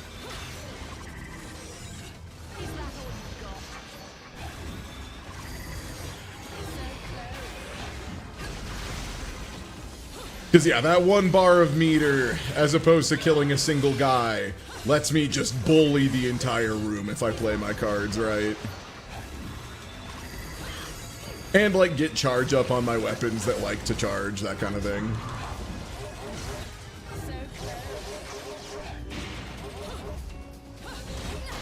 Oh, I was late. There we go.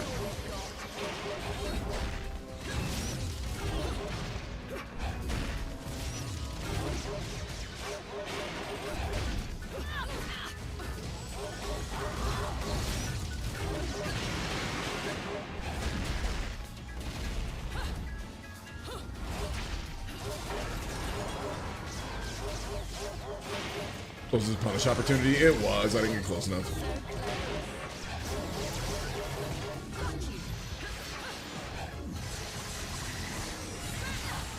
Oh, I was hoping it would stun. It didn't.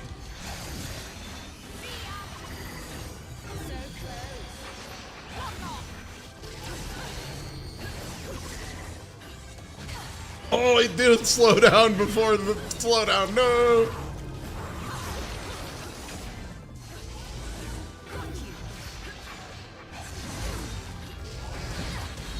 Oh my god. Oh my gosh, I am missing every dodge and now I'm being juggled in the air. Let me touch the ground, please. I'll pee.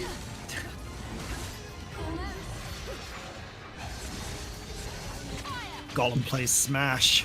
Yeah, do not put in the papers that I got owned by Golem this year. It's not true. It never happened. I didn't get a bronze on damage and a stone on combo. I wasn't owned. Try to keep up. It needs something to open it. Q.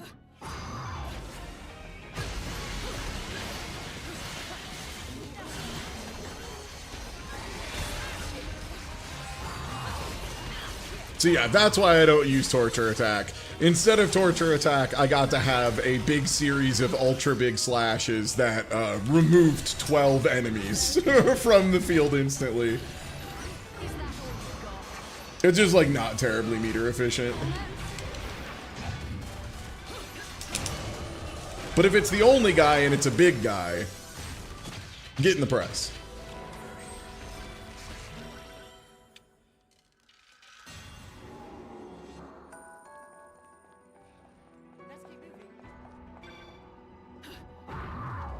At Bonk, is this true?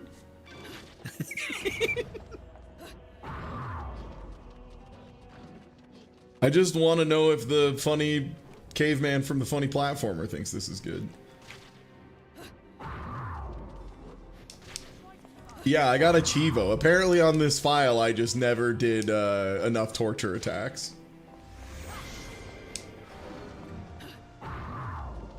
Okay, it's not this one. There's another fairly rude hidden fight that's like near-ish now. Vaguely believe it is that, but yeah, you might be right. You might be right. It's I have to go through another segment because it's I jump around a little golden waterfall.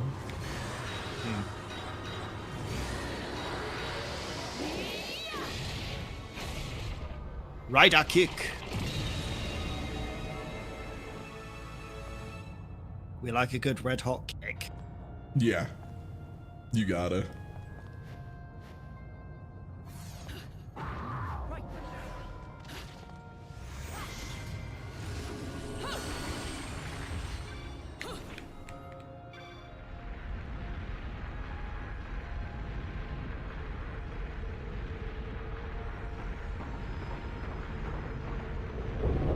It is still unbelievable to me how good this game looked for the Wii U. Like, truly crazy shit. Like, it reminds me a lot of how, like, God of War 2 just inexplicably, like, looked like like the early PS3 games. Like, somehow, some fucking way. Yeah.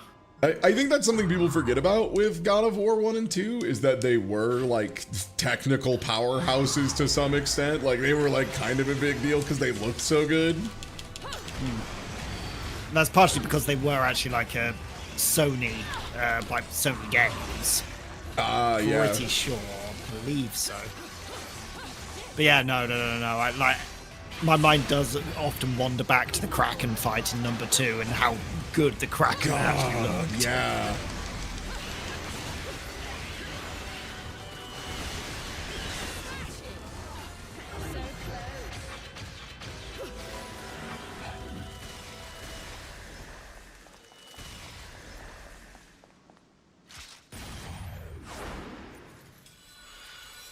Also, I did actually do what you mentioned a while ago and actually like grabbed Gran Turismo 4. Yeah, you're right. That does look really good.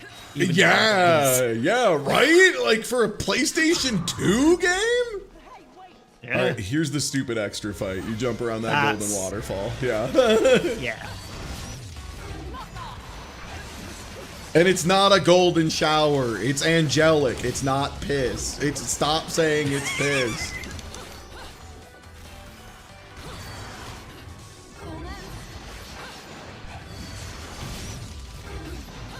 I'm so glad that these Hell Dogs are nowhere near as bad as the Angel Dogs. Yeah, and you do still fight the Angel Dogs later on. The big thing with the Angel Dogs that makes them so rough, in my opinion at least, is they have a command grab and they're not afraid to use it. Like they're not afraid to use it from like a very long distance. And I say command grab instead of regular grab, even though they don't have to do inputs, purely because it has priority over everything, it feels like, which is very command grabby to me. Of like, it just happens to, if the command grab lands, nothing else matters. You're taking the hit. Yeah. Oh yeah, true. I forgot about Tekken on original PlayStation. That was another game that was like, whoa, this looks so sick. I mean, shit, I'll be real, I'd still think Virtua Fighter 5 looks incredible, and that game is from 1927, you know?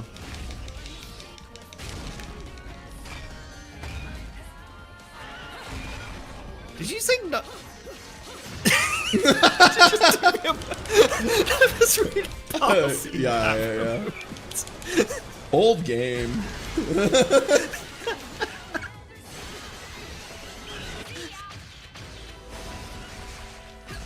I very nearly said, did you mean 2019? Wait a second.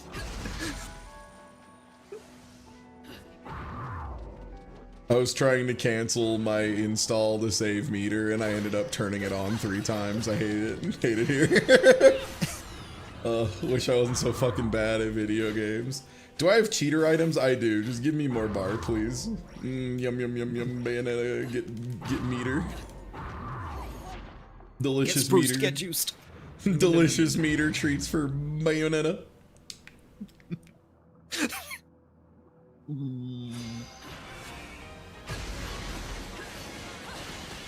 you remember the part of The Great Gatsby when they went to a Tekken tournament?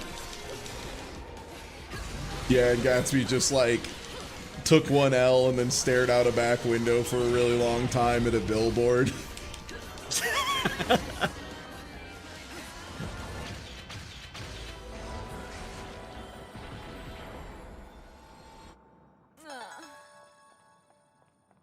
So not only does Bayonetta 2 not tank your rank for using items, but the way I just use items would not tank your rank in 1. If you did things between encounters, it was fine. That was definitely one of the helpful things, at least for the meter gain ones, right? Like there's invincibility ones in this that are like really, really strong for getting rank, but especially if you understand how to use your meter efficiently, it is incredibly powerful. You just blow through enemies.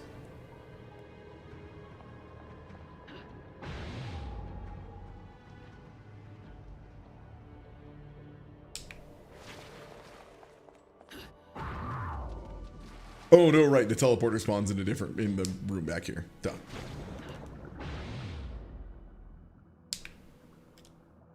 I thought?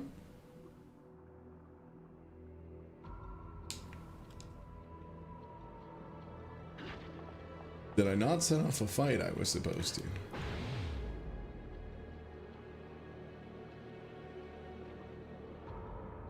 There, I was like, it's in the top of one of these fucking rooms.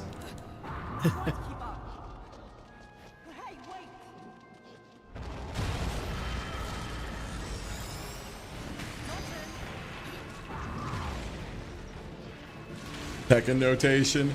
Yeah, Tekken notation is so bad. They really fucked it up in a big way.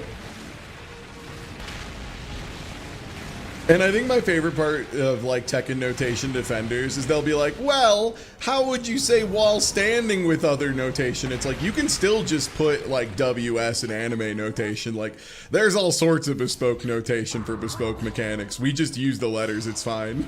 You can just say that. You can just put like WS in parentheses and everyone, you know how you do right now? You can just do that still.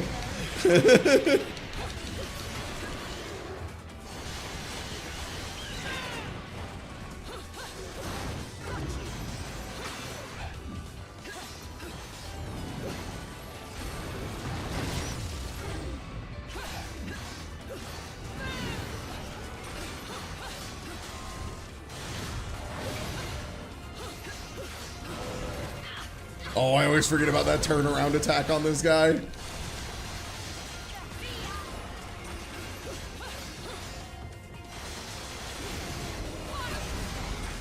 Yeah, just post the letters A, B, C, D if you want to scare a Tekken player. Oh, letters for the buttons. Oh! What the heck? Numbers for directions. Oh! I'd rather put B, comma, BD, comma, D, comma, DF, comma, F. Nice and easy. That was easy. Take care of this. LMH, yeah, I bet I'm laking my head at this notation. Making no sense.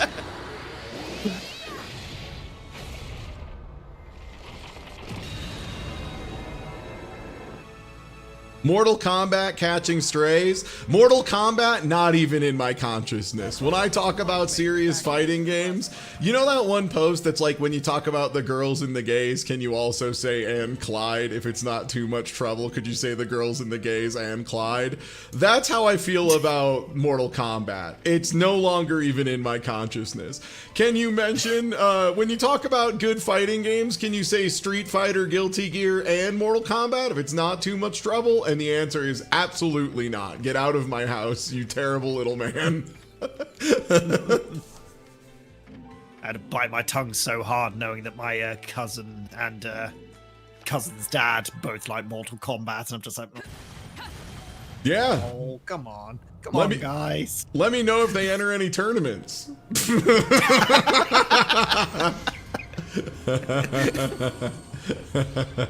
You want to hear a funny joke? Mortal Kombat tournament. Slap on my knee. Yeah, so against the rules. I had to actually just have. I'm just like sort of okay. It's okay. They're my cousins. Yeah, I'm not gonna like roast people for like it. It's just also I know that they don't value the same thing in fighting games that I do at all, even a little bit. Also, I do have some. These fuckers. I do have some direct societal problems with Mortal Kombat, but this isn't the time to get into that. This is Bayonetta 2 time. Exactly. Yeah, this fucker. This absolute ugh. What about This Injustice? Injustice was a game that people played for money, and that's so fucking funny. That is like insanely funny to me. Is that the one with like the Batman Infinite? With Oh, the trash that's can? the dumpster. That's the dumpster unblockable. Yeah, you the you dumpster- bet, buddy. the dumpster unblockable. Oh yeah. Try to keep up. Dumpster loops. You're getting hit with the trash can, buddy. Oh yeah, no, for what it's worth, if I'm going through TSA and I have my hitbox, they will universally pull it out because it's a big acrylic box with a bunch of wires in it. So they like need to, you know, check and make sure it's not a bomb or whatever, you know. Understandable, I guess. But yeah, universally it'll be like, what's that for? Oh, it's fighting games, you know, like Street Fighter, Mortal Kombat. Like every time, I always say Street Fighter, Mortal Kombat. Unless the person checking me is very clearly Latin American, in which case I will say Street Fighter, King of Fighters. You know.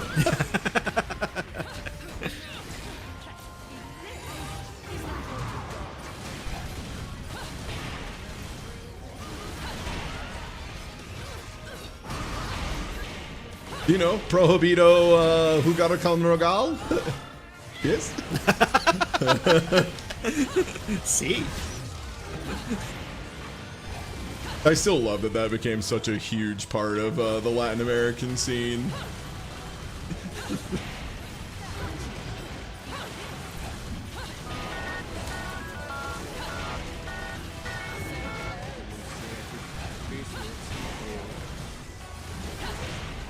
That's the devil version of the guy that does the funny trick, which makes everyone mad and very, very dangerous.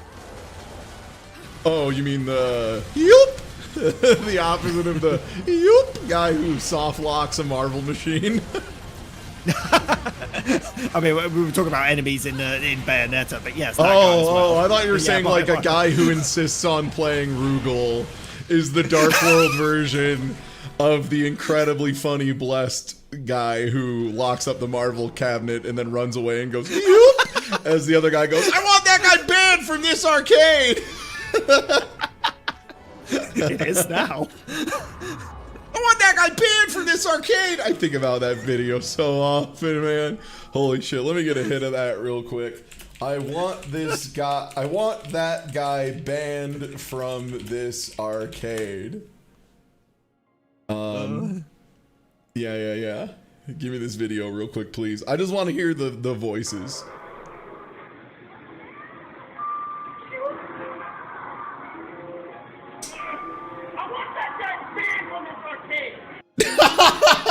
It's such a good read. It's such a good read. And yeah, for anyone wondering what the video component is, it's just a guy doing the Ruby Heart glitch in Marvel vs. Capcom 2, which soft locks the cabinet. You need to have somebody hard restart the arcade cabinet, like unplug it and plug it back in. And there's like a boot up sequence. It's not instant. It's like a big ordeal. It's an annoying thing to do. That being said, insanely funny to do in a tournament match and just walk away and be like, yeah, fuck you, man, whatever. Yup.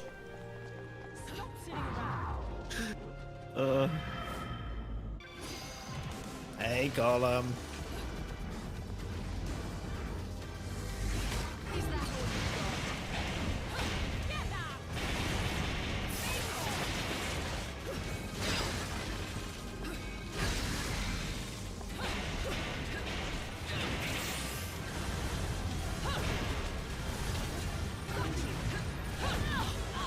Oh, the second one was still coming out.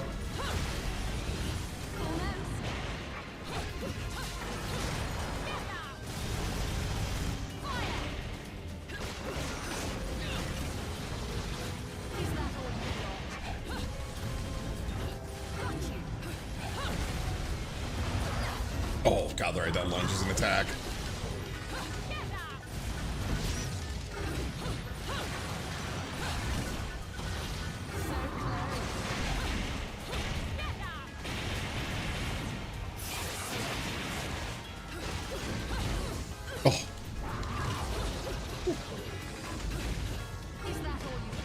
The startup on that slap.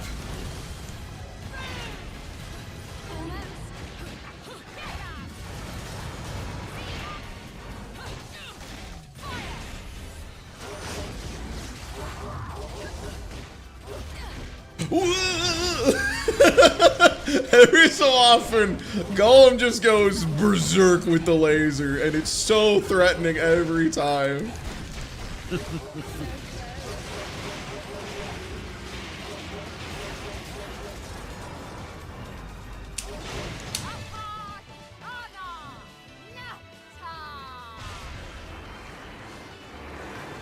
One of my buddies, Femoral, who you might see in chat every so often. First of all, Femoral's like one of the nicest human beings on this planet. Was the person who ran FADC, the food bank charity tournament that Colorado did for like a fucking decade. Just incredible dude. If the HNK machine is on the floor, he will do that every time. He will do the grave shoot soft lock glitch and absolutely ruin everyone's day who's trying to play Hakuto no Ken. It's one of those impulses that's like, I think the better of a person you are, the more you're like, okay, but I can get away with this and no one will be mad at me. I'm allowed at least one intrusive thought, come on. Yeah. Look, he's the hero of the people. We get it. Occasionally, he does do the most annoying thing imaginable on the HNK machine. But he's the hero of the people. You have to let him do this.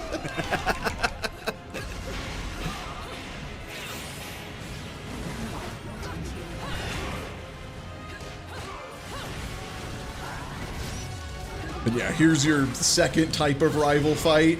Triangle Man, the big blue man who makes all the rules and is made of shapes and has 1,000 life bars.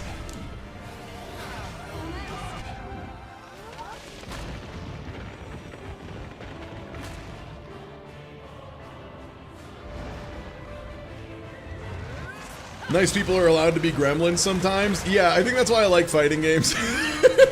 I'm allowed to be a gremlin, especially if I have like a good dragon punch. No one can take that away from me. I've been getting back into Street Fighter 6 a little bit here and there. It's been a hoot, man. I think Honda's in a really fun place now, regrettably. Perfect parry still blows him up, but like everything else he has is so strong that I don't mind it nearly as much as I used to, I think.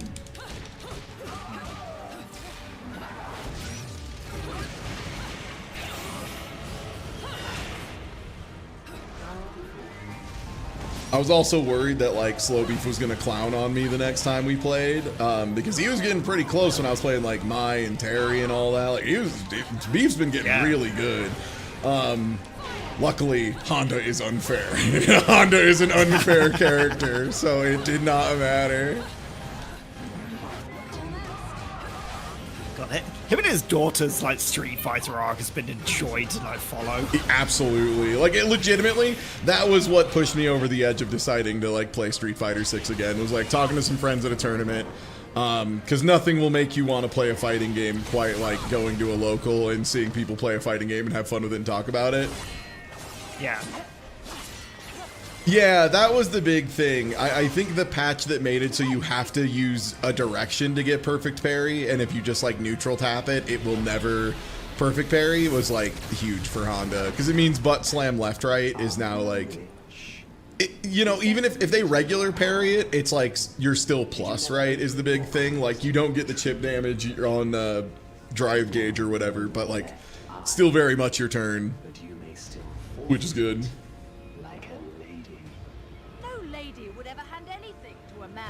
Simply a matter of time. Now I play Mai and Honda. Nice, yeah, but those are really good. Those are the two characters I put the most time into. Mai seems incredibly good at playing Street Fighter 6 generically. Like, she just has all the tools you'd want a Street Fighter 6 character to have. And Honda's very fun. Honda's a good time. Honda really, more than any other iteration of him in Street Fighter 6, gets to completely control the pace of battle. Like no one else really gets to dictate the way the game is being played quite like Honda. If he just holds down back, you have a serious problem.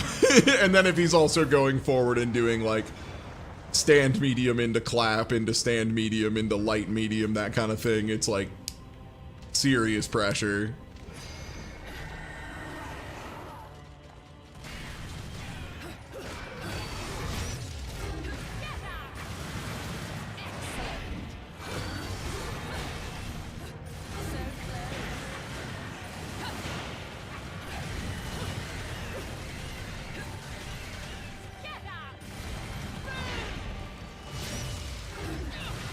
So the other reason I'm so glad we started on a finished save file for this run, there's an upgrade called Bat Within, which is, it essentially adds more frames to the end of your dodge.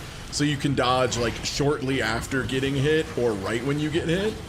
And it's even better than regular witch time because it doesn't make you like dodge away, like you stay in, which is quite good. But also it means you dodged at the very last second. And if I did not have Bat Within, I would instead be getting hit, which is less good, as you may imagine. That's less good than getting hit, generally speaking.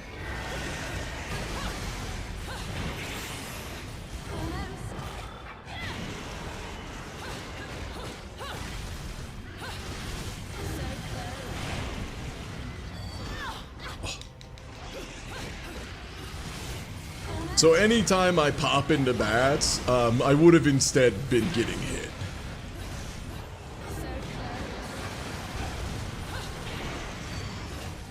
This is really important if you're playing Jean in particular, because Jean's perfect window, or window for witch time, is like half the length of Bayonetta's. We doing Love is Blue only? No. We've been swapping between a bunch of different weapons over the course of the run. I just have my backup set as Love is Blue currently. If we were doing full Love is Blue only, which I've done that a couple of years, the main thing that makes that like really actually like quite easy and quite doable is putting on the Star Fox costume. I messed up my jump. Oh, brother. But the Star Fox costume makes it so whenever you hold the button to like do these shots, instead of one bullet coming out, 2 bullets come out, and it does actually just double everything. It doubles the damage, it doubles the meter build, it doubles the combo, etc., etc. It's ridiculously good. No, I'm buns.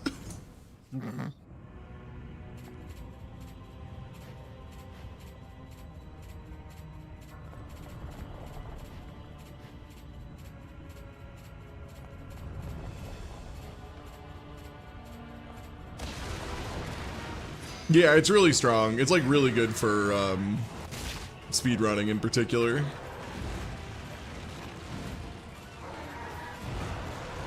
It's part of why the first stage is low-key one of the hardest ones in the entire speedrun, is because to get the Star Fox outfit as fast as possible, you need to be constantly taunting enemies on stage 1. And stage 1, or the prologue rather, it has this very strange property where it's very easy if you're doing it normally, and if you're taunting every enemy, it's really goddamn hard because there are so many enemies at the same time, and they will all be attacking you. And they will be swinging through each other, they will not be getting stunned, etc., etc. Oh yeah, it's Moth Within for Jean. Whatever, who fucking cares? Wow, that is the most pedantic post I've seen in a bit.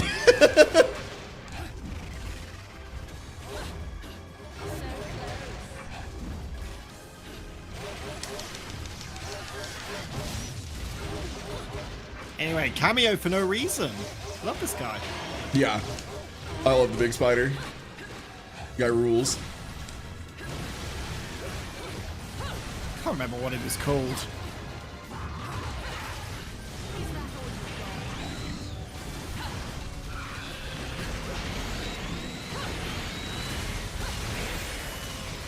I take it using amiibo in speedruns doesn't count. That's category stuff. If it does help and it does make a difference, that'd just be another category. This is the beauty of speedruns, and one of the things that I think a lot of folks outside the speedrun community like make a mistake about is they'll think like, oh, there's a glitch that lets you skip to the end of the game, so no one should ever speedrun it again, it's ruined. And that's simply not how it works, because if there is a bug that skips to the end of the game, for example, some kind of like mission select glitch or something that lets you just teleport to the credits halfway through the game, that just becomes its own category, and then you make another category for no mission select glitch. And so then you end up with things like any percent no MSG versus just any percent. Yeah, or like, yeah, like in Mario 64, like we now have a way to beat the game with like 0 stars, right? And that just becomes its own category. And then also that means you get to have fun categories like 100%, where you have to do everything. And then you get very funny ones like Find the Captain, Sonic 06.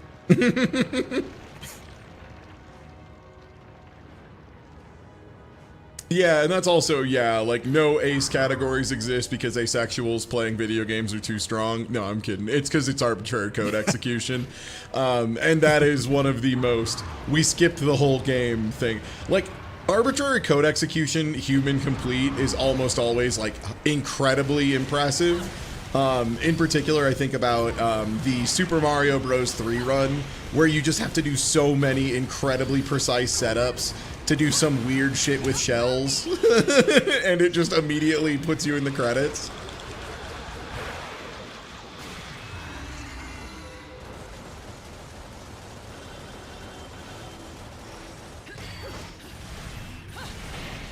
Yo, Maxwell Lord, thank you so much for gifting out 10 subs. Yo, and congrats J Cults, Flavanux, Nukiashi, Chaya Spake 5, Drink Falcon Punch, Pengliachi, and Sindora Elite. Thank you. How about share anecdotes and Nihilus and Nimbus? Like, oh. Nihilus and Norb. Oh god, you know what? I'm gonna stop. I'm doing bad at pronouncing that name. That's so bad. So easy to do. Real struggle of being a streamer during sub marathons is reading 120 names and only making mistakes on like 1% of them. My ass is trying to hit 6 Sigma on names, and brother, it's not happening. Indeed, and anyway, also, you don't want to be looking anywhere else but the screen with this boss, or this enemy. Yeah. So this enemy has a rare instant kill. I am going to torture attack them just to be done with this. Pop. Correct. Because, yeah, that enemy, that big beam that they shot at me up front, if I didn't dodge it, that would have turned me into a 12-year-old tiny little girl Bayonetta. Who has the abilities of run away and fall down. And if I do not succeed at running away and falling down correctly, I do get instantly killed. Which is like not great for my health. Getting instantly killed, pretty detrimental. People die when they're killed. Those are my only abilities too? Yeah, real. If I saw a terrible demon from hell, my abilities would mostly be run away and fall down for sure. Anyway, 2 of them.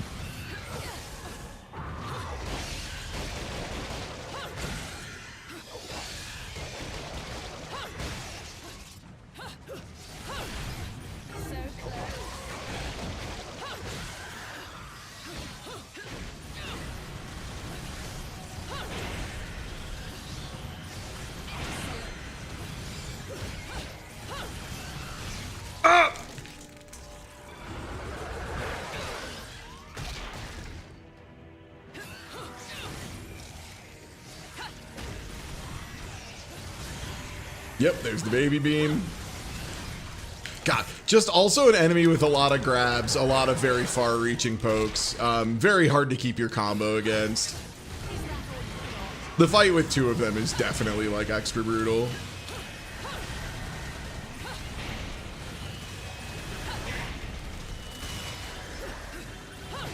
Nice, okay, and I successfully timed them up close enough that I do not have to deal with fighting a terrible bird. at the same time as fighting these clowns.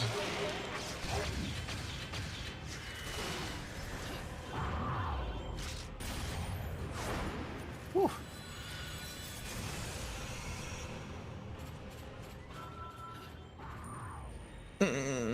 I'm trying. It's tough out here for a Republican brony. No one wants to give me points. Oh yeah, speaking of running Pizza Tower in different categories, make sure you're checking out GDQ on the 30th, right before the real big GDQ starts up. I'll be running Pizza Tower Archipelago. You will not be able to make me crouch and teabag and jump at random though. That I'm not doing that for GDQ. I'll be running that for Sky Show, so that'll be a lot of fun too. Sky knows very little about Pizza Tower, and that's delightful because it is like the most platformer speedrun game, and it's gonna be pretty cool to see her seeing a lot of this stuff for the first time. Will I be able to play or will I be forced to play the first 4 floors without grab? I might be forced to play that long without wall climb based on how my luck has been recently. I've been getting a lot of floor 5 wall climbs, which is like real son of a bitch, but at least I'm getting good at it.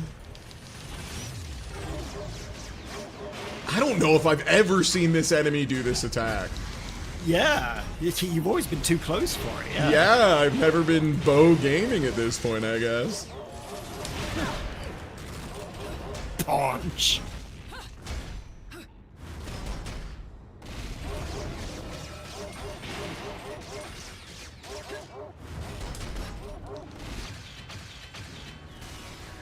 Donk, donk, donk, donk.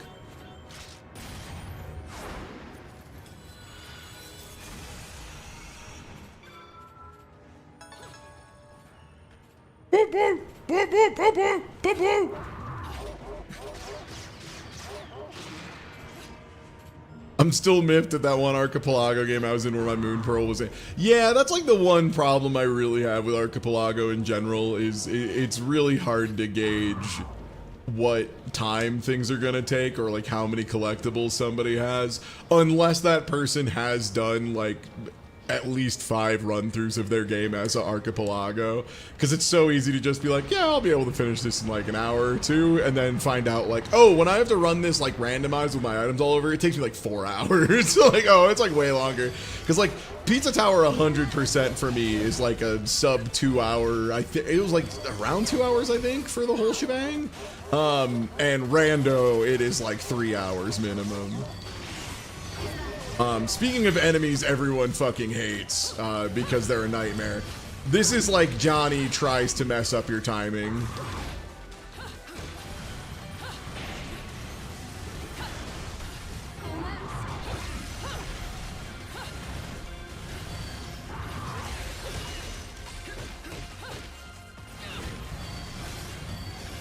Please! Please!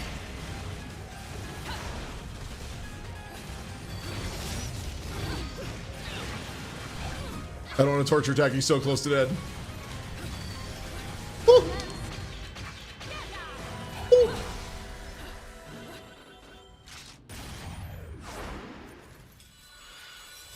Because they never check Sassafras's back room. Yeah, that's what the hint system is for, and you gotta be willing to tell your team that like, hey, I'm BK mode until someone finds this, so I'm going to find it.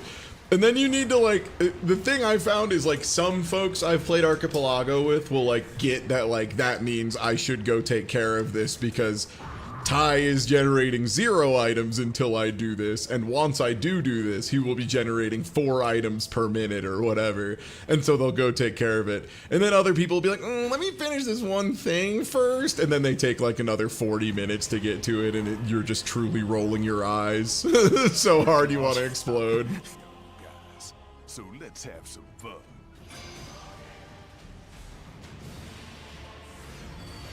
Anyway, other cool person, Rodan. Yeah, Rodan, who I think I'm just gonna let handle this. I think he's got it.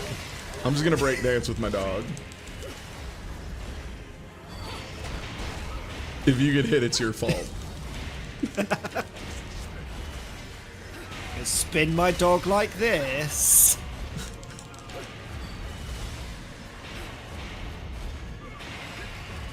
So I just got an image of you just like that swinging a dog around like they're nunchucks.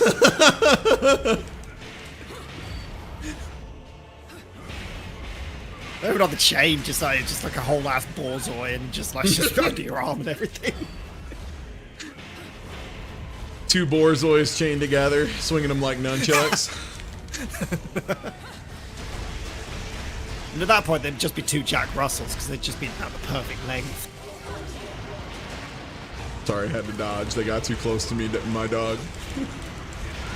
Yeah. Also, I just realised that I am just regurgitating an entire joke from Kung Pao. Kung Pao, Enter the Fist. Yeah, go for Chucks. Yeah. Damn it. It's okay. That movie's secretly very funny. Oh yeah, secretly. Dude, people hated that movie when it came out, which is like crazy to me because it was always funny to me.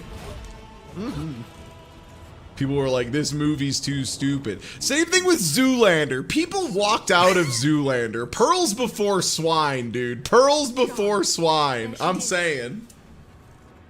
Oh, this is too stupid. No, you're too stupid. If you don't think Zoolander's funny, you're dumb. You're the dumb one.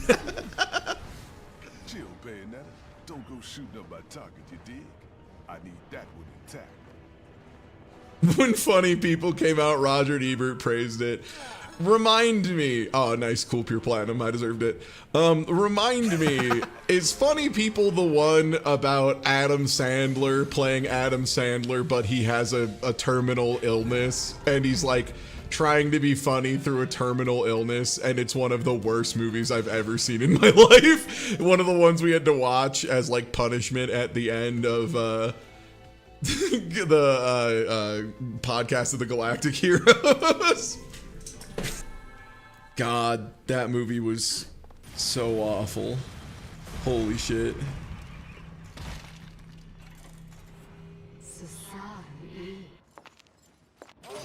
Oh, rival fight number 3.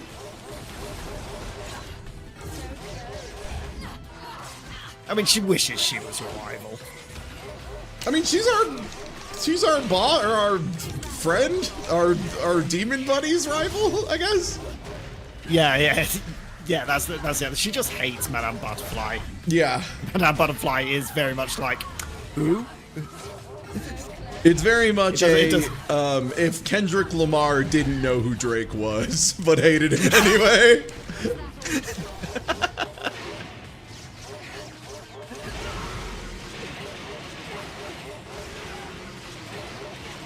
Wow, this works better than I expected.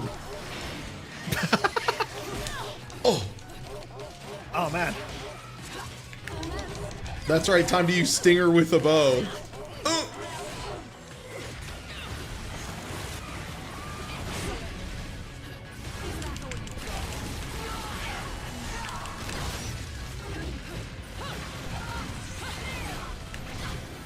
Ooh.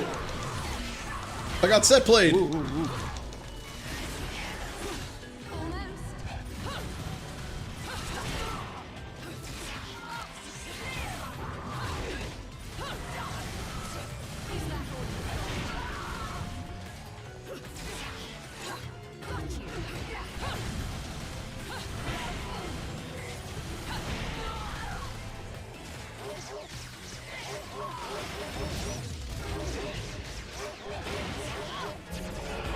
Grab me! Don't grab me!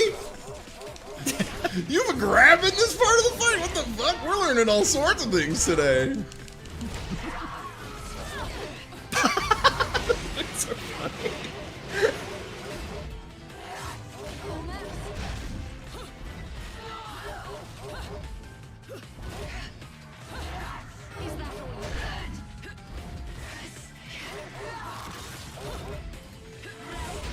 Dog time. It's dog time for you.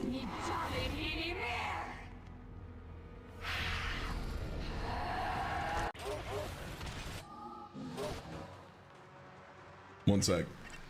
This is the funniest fight for Hammer.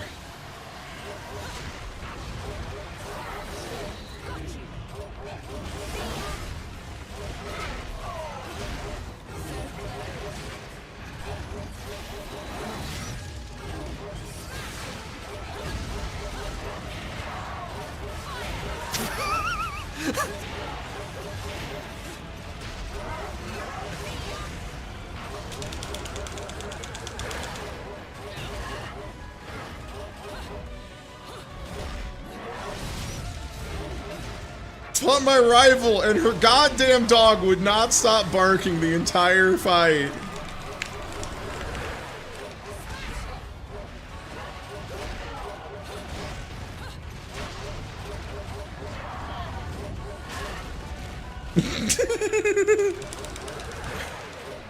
Man, Chain Chomp's really vocal in this fight. He's going full Siberian Husky taking a bath mode.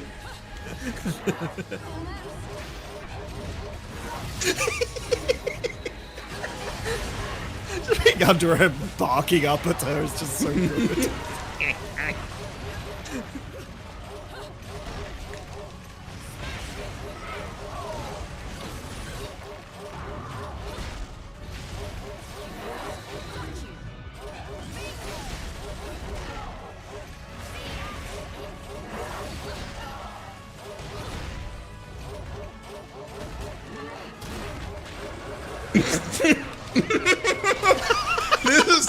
This is some real cheese Eggman simmer down levels of this dog honking.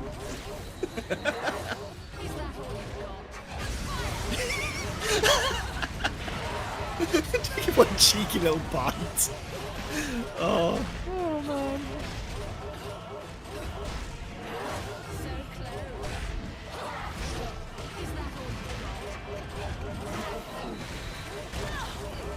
Oh, I mistimed it.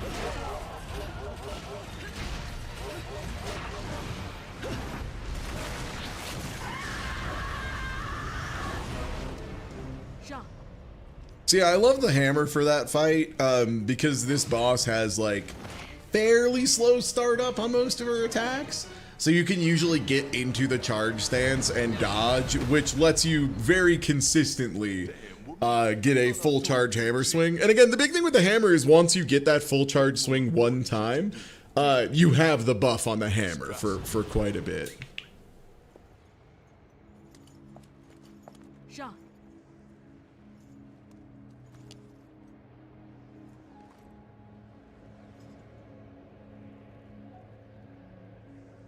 Jean, get up. You're going to be late. Jean, it's time. Get up. Please, Jean! Wake up!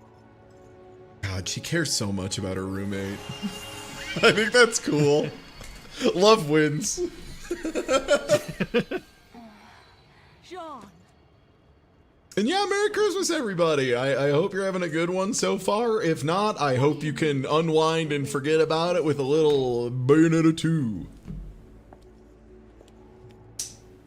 We're getting pretty close to the back half here. I've got something for you. Oh, there's my phone again. I've got something for you. Sorry. Sorry, that was one of my roommates texting me. You know how it is. Got Anton Blast? Hell yeah, I've heard that's a fun time. That's the one that's like, got a very similar, like, Klasky Supo kind of animation style to Pizza Tower, right? Mm-hmm. Such a good notification sound. I agree. Sometimes it does scare the shit out of people. Is the one downside, because like people are so not ready for a phone to make a noise in 2025. I feel like I'm the last human being alive who doesn't have their phone on vibrate. Be careful, Cerise. My sound is on, it vibrates, and my watch it tells me I got a text. I know.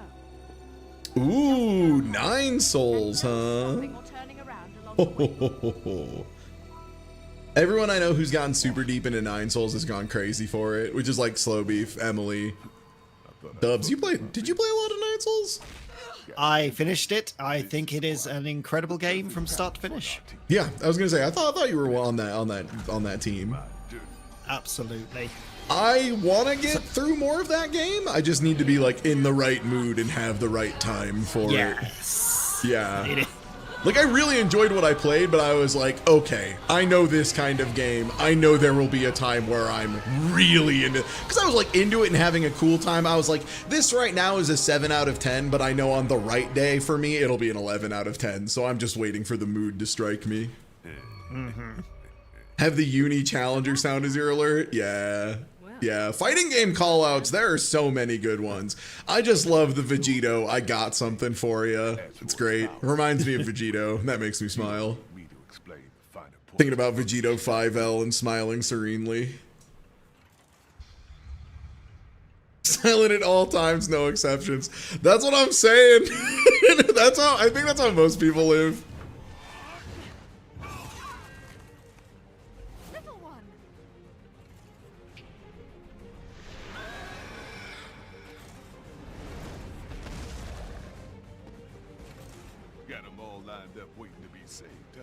All right, everybody, it's time for everyone's favorite part of the year.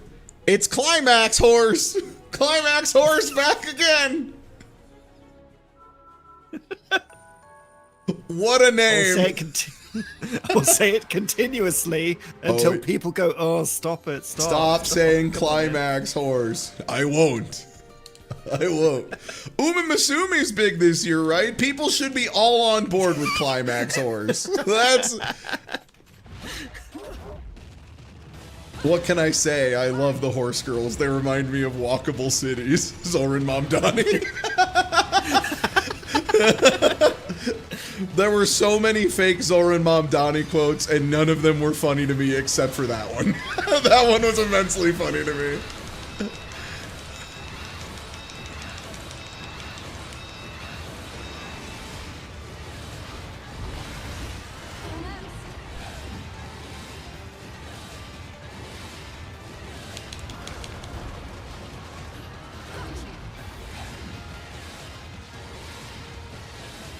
Oh yeah, in case anyone's wondering if I'm taking the piss, where's the... Oh no.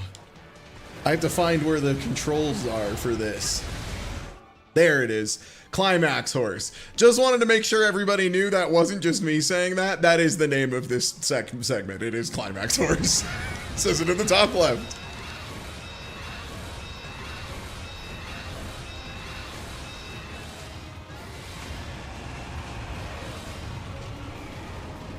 The other thing I love about the design for this is it's not just that it's like a cool demon horse, it's that it's a cool demon unicorn. And I feel like you don't get evil unicorn a lot in design, you know? Like, unicorns are one of those where people just kind of think of them as like an inherently good thing. Bayonetta's bold enough to be like, what if a unicorn was fucked up and evil? And the only other media I remember is that, God, what was that horror film? That like, is it House in the Woods? Whatever. God. Cabin in the Woods is the one that's like very... Cabin in the Woods. Cabin in the Woods, yeah. Very observational of horror from the inside. Yeah. There's an incredibly evil unicorn in that. Oh! I should watch that movie again. It was one of them that I saw like on a second monitor in passing, and I really liked what I saw, but I was like, man, I should have paid more attention to this. You ever have one of those where you're like, I'm already invested in doing it another thing, but I'll put a movie on, and then you're like, damn, I should have watched that movie better. That's how I was with Columbo at first. I'm like, yeah, Smite, sure, go ahead, put on some Columbo. I'm sure it'll be delightful. And then by the end of like the first episode we watched, I'm like, okay, I need to lock in whenever we watch Columbo now. Yeah, my movie where I was like that, which I remember in recent times, and then I went back and watched it like 2 more times because it's great, was Sisu. Yeah. So. Wake Up Dead Man, I luckily knew I needed to lock in from the word go because it was one of the Benoit Blanc films. But that's one that I could easily see someone making the mistake of watching Glass Onion or Knives Out or Wake Up Dead Man and being like, oh, a modern blockbuster with a really cool cast. Yeah, sure, I'll watch this on the side. And then just being like, oh, fuck, I gotta watch that again and pay attention. Still need to watch Wake Up Dead Man? Yeah, I've seen it twice, and I gotta say, both times, pretty great. Much like Knives Out and Glass Onion, whether or not the central core, like the set dressing themes hit for you is a little, you know, hit or miss. Like, I know some people were really not into the Glass Onion being about, like, every tech billionaire's a fucking idiot thing. For me, that was very good. And then this one's got a lot of, like, religious iconography and a lot of stuff about how religion has kind of been manipulated in America for the last couple decades to be like more of a political influence tool than like, you know, religion actual. And for me, that hit like a truck. I really love that one. Given my history of, you know, was a camp counselor at a youth camp for kids for religion. So, I was into it. I need to actually watch it at some point. I've been enjoying the fact that Benoit Blanc has been like sort of coming up and just being like, yeah, no, this is our like our generation's like a cool detective man. People didn't like Glass Onion because it was bad. Wow, horrible opinion detected. Terrible opinion located. Josh Brolin reciting the 60 forbidden jacking techniques. Real.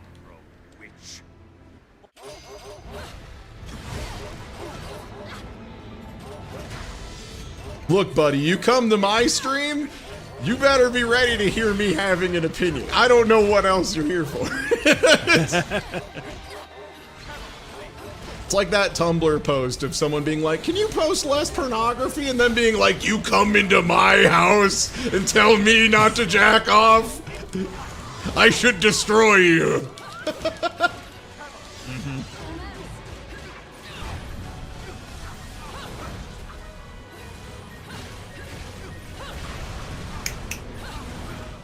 Ah, the classic.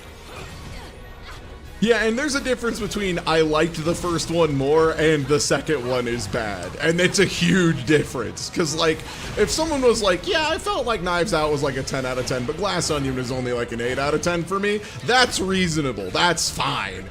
Saying Glass Onion is a bad movie is just like, nah. You have no frame of reference for what a bad movie is if you think that's a bad movie. I'm sorry. Take it from somebody who reviewed Funny People and both Sex and the City films. Sex and the City 2, man. That one is still, like, so crazy to me. Like, it was so awful. I've never seen a movie feel the need to be, like, so terrible at all times. And also retroactively plugging the tourism to the Saudi Arab Emirates, which is like no good.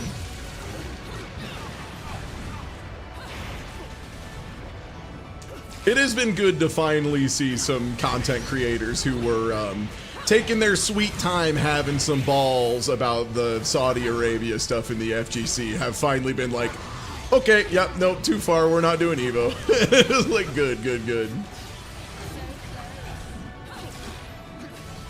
I mostly feel bad for Rick with that. Rick the Hotto, who runs Combo Breaker, which is like the best fighting game tournament in the world, bar none, don't fucking at me. Then they brought him on to make Evo good, and he did his best, but then Evo got bought out like 3 fucking times in 4 years, and just like, yeah, you can't make a thing good when you have to be like explaining everything to changing management every 10 seconds, right? Yeah.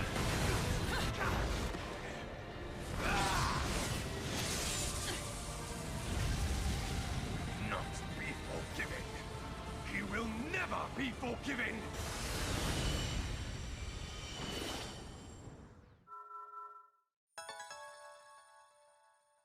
Nice.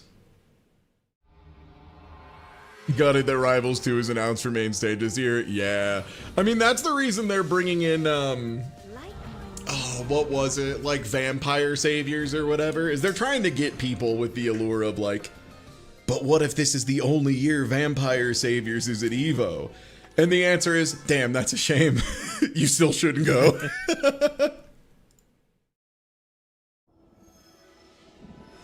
Vampire Survivors at EVO, what?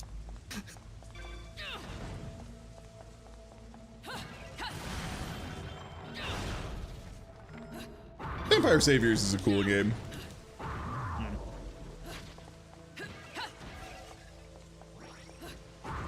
Definitely one of the games of the ancients I have a bit more respect for than others. Which I've heard we're now, instead of saying, we're not saying old man games anymore, which is fair, because like they're not gendered, you know? Like anyone can partake in playing an old video game that sucks a little bit, but in a way that you can kind of like. That being said, they offered no alternatives, so I am saying games of the ancients is the new terminology.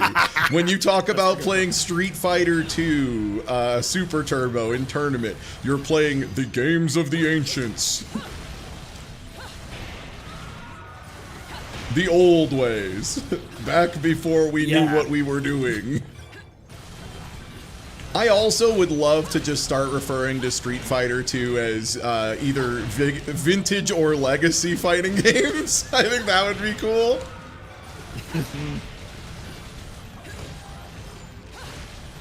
I mean, at this point, yeah, it is. It's pretty vintage. Yeah. I mean, shit, it's as vintage as Magic the Gathering's format vintage, and I think it serves a lot of the same nominative purposes, right? Of like, designating this was made before we really had like a good idea of what made something like fun or balanced or good, right? Yeah.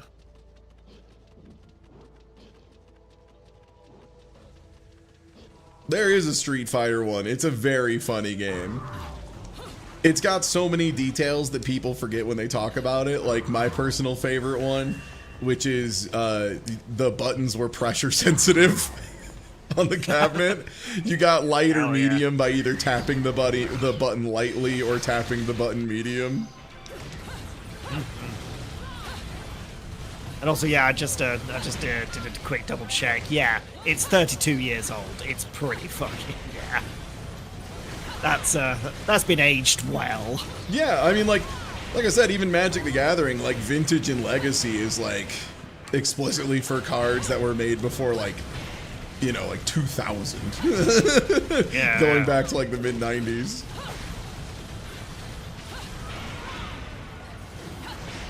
Also, I think calling it a legacy tournament would be kind of sick. I think if you had a tournament for like Tekken 4 and you called it a legacy tournament, that'd be kind of hype.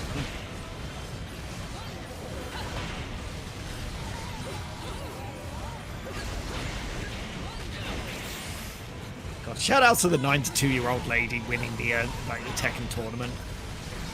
Yes. Con tournaments are a magical place.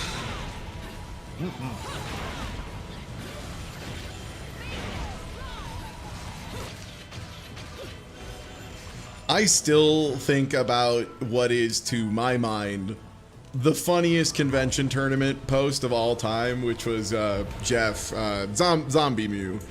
Or just Zombie, but Zombie Mew is how it's written. Fighting game player, plays a ton of stuff. Was unbelievable at Dragon Ball, unbelievable at like any tag game, unbelievable at any game they play, frankly. But went to a convention tournament for Dragon Ball Fighters and just kept posting about all the cursed shit that was going on. And there were two standouts. The first one being they did not have GT Goku unlocked. So you just couldn't play that character, which honestly, the ideal tournament for me. But then also, when they were filling out the bracket, so you know how with like a 32-person bracket, it's 16 people on each side, and if you have less than 32 people, you just like alternate setting them up on the left or the right, so that the person on one side doesn't just like magically get to the end right away. So yeah, they had like 17 players and they put 16 of them on one side and one on the other.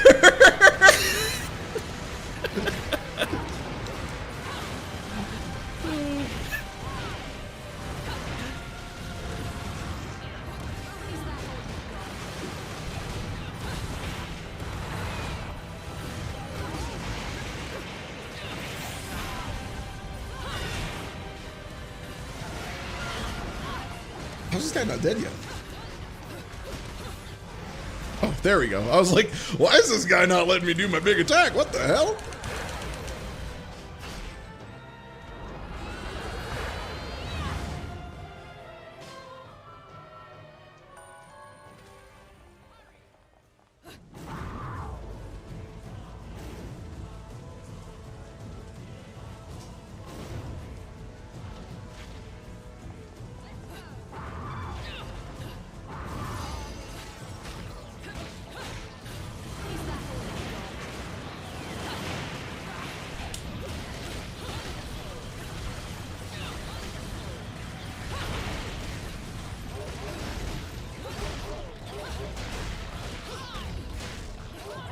The other good part about Chain Chomp is whenever I switch to Chain Chomp, everyone knows. There's no question of is Ty using Chain Chomp or not, because you just hear whoa whoa whoa whoa whoa whoa repeatedly.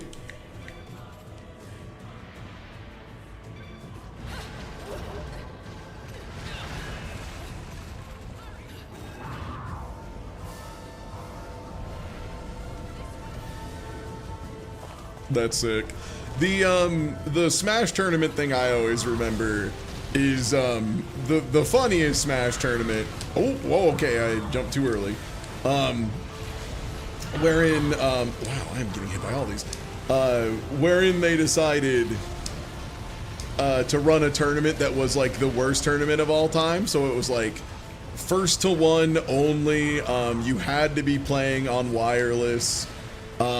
Any kind of gentleman's rules were allowed, so you could do anything you wanted. You could just like play rock, paper, scissors. You could just be bribed by your opponent and decide to move on. That tournament was so good. Yeah, bad things happening to good people. That shit was awesome. That was so funny. Just the celebration of like how bad net play tournaments are for a game with awful net play.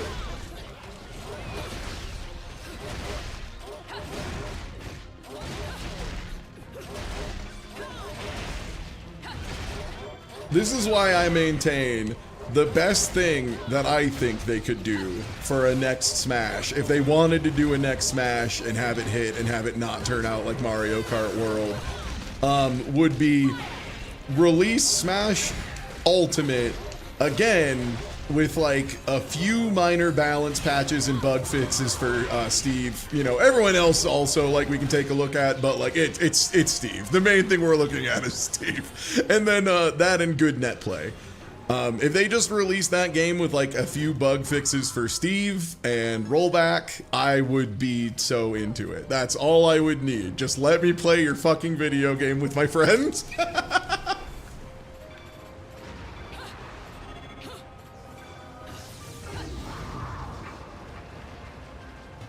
Yo!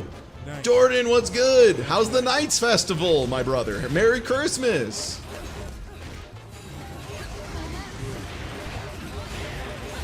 We're playing a little Bayonetta 2 for Christmas, as we always do around these parts. Welcome in, everybody. I'm gonna hit this dog really hard with a hammer, but it's like good. This is the one day a year where you're allowed to do this.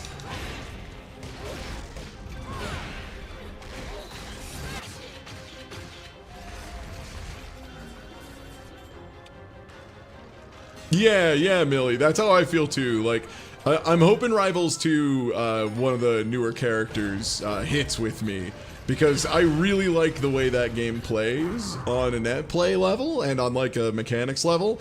I just don't have a character that sparks joy in me yet. But I do like what I've played, and Rano's pretty fun. I just need my Donkey Kong, you know?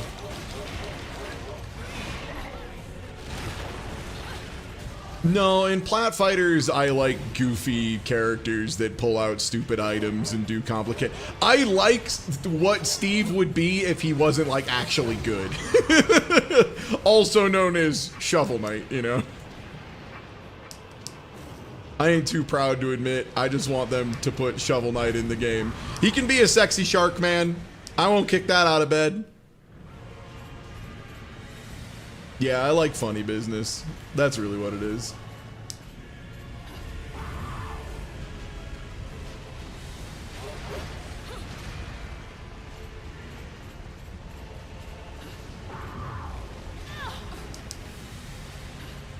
No, they should not add any more characters. If they make another Smash and re-release it, they should literally just say, no more characters. We're not doing characters this time.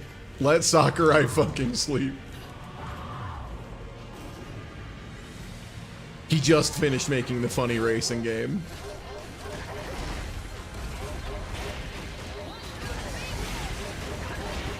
Nobody is here.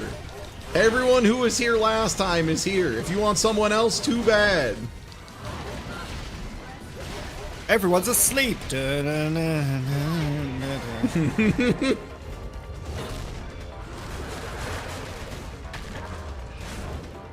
Yeah, no more characters. Fuck off. You want someone else, too fucking bad. Deal with it. There are infinite characters. Yours didn't make it. People didn't like your character enough. They decided your character sucked. Everyone hates your favorite.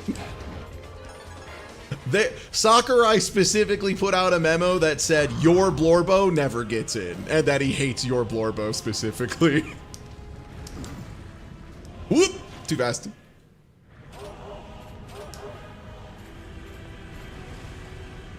Yeah, they did that for Mario Kart 8, and it was the best Mario Kart game, and it's not particularly close. Like, 8 Deluxe is an insane game. It's like a crazy value proposition, too.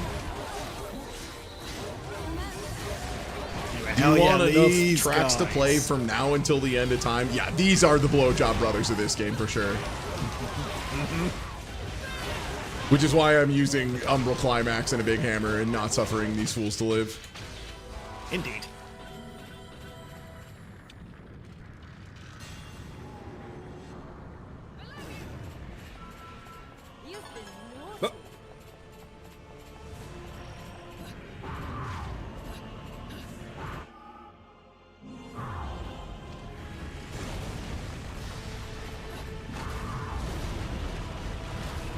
Also, I'll be real, I would love them to just say no more characters, because there's nothing I'm more bored or tired of than Smash DLC discussion.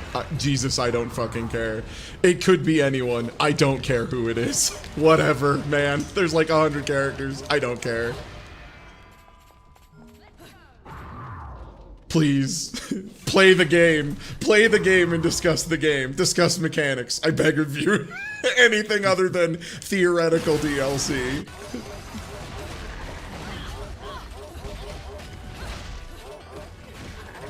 Hand on shoulders, if they put ice climbers in the game, please just stop. There's no one else. Besides, they'll never do anything as funny as the Grinch leaks, where I was baffled because I was like, do these motherfuckers think they're putting the Grinch in Smash? And that's not what they thought, but that single mistake was funnier than anything that spawned from any DLC discussion ever. Was me thinking that Smash players were getting hyped because they thought they were putting the Grinch in. People were going crazy about these Grinch leaks, and I'm like, do Smash players want the Grinch? I won't put it past them at this point.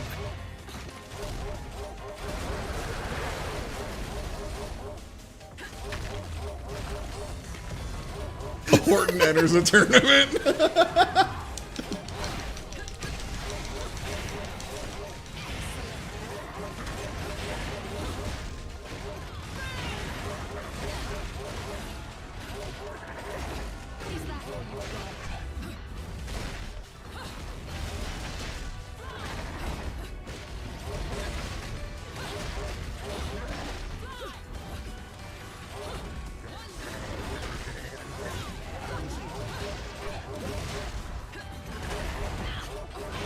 Seeing like projectile attacks that I do not remember these characters having.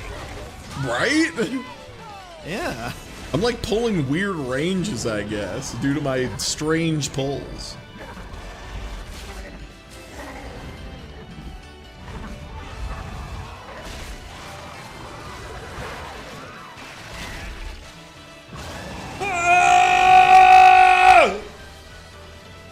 When me and the buddy have a good meal. Going and scooping a chippy with the lads afterwards. Oh! Me and Food Review Club. No, do not go into Smash discussion. The point of me saying I hate Smash discussion about DLC was me explicitly saying, don't talk about it. That wasn't a license to talk about it. That's crazy. Why would you think that? What the fuck are you typing about Smash when this is happening? Please, we're in a mech from Final Fantasy VI killing guys. The mech knows Kung Fu. Hold on.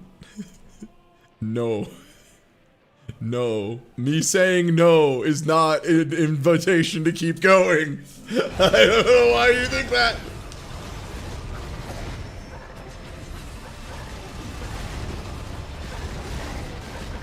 So one of the big things with the mech is, so I've talked about how it's like important to hold your buttons to like get extra hits or whatever, and how it like helps you offset your combo. So in this case, the reason you want to do it is because the third hit of the punch combo, where she holds both guns in front of her and just lets it rip, is fucking insane. It does so many hits, it does so much damage, it adds so much to your combo counter.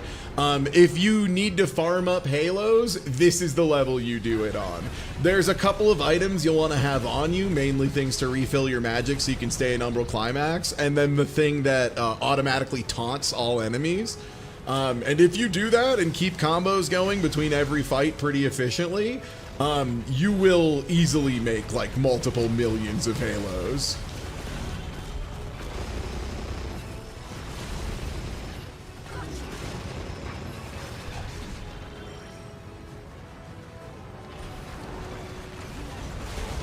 Oh yeah, finally saw the new Final Fantasy XIV stuff where Tom Morello just like sent a song to the dev team just being like, hey, I like your work. I think you should have a little walking around music. It's pretty good. It's pretty good. It's not quite Rage Against the Machine. I think the vocalist is like unfortunately a little more generic sounding, which I'm not as huge of a fan of, but the riffs bang.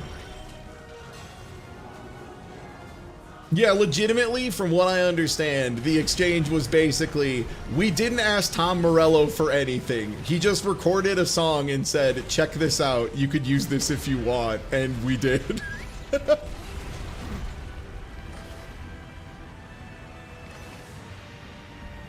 Tom Morello was added as a boss fight. No, that's regrettably only in Guitar Hero 3 was the one that had Tom Morello, I think, as a boss fight, and Slash. Thank you, yeah. Yeah.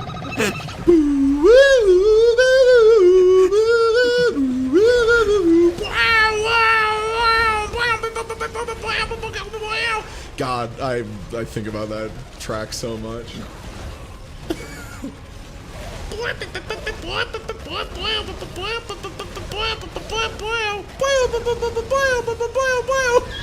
It's like so funny. Oh, there's two little like very, very low fidelity guys just doing the little like a jig to it as well. Yeah, the crumping out to the Tom Morello jam. But yeah, as you can see, this is a cool way to make like way too many halos. Like these are just some random blowjob brothers on a bridge, and I'm hitting like, you know, 17,000 as a bonus.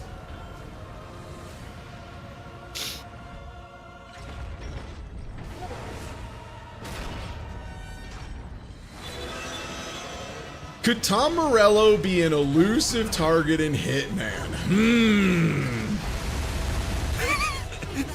Agent 47 dressing up as Tom Morello and doing those guitars by riffs just to prove he's him. Man. I didn't even think about the potential of an artificial Morello.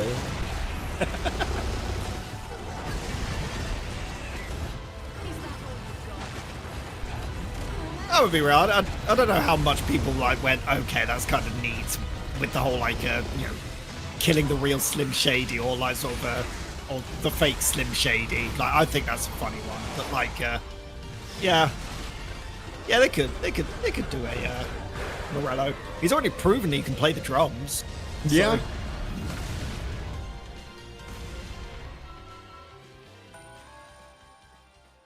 I think my favorite yeah. of those tie-ins was Gary Busey. There was just something so deeply funny to me about we need you to assassinate Gary Busey. Like, what did Gary Busey do? What?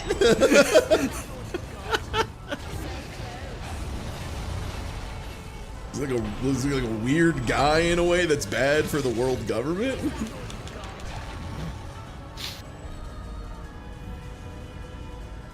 He made that dog movie. True. He did the weird pet play movie.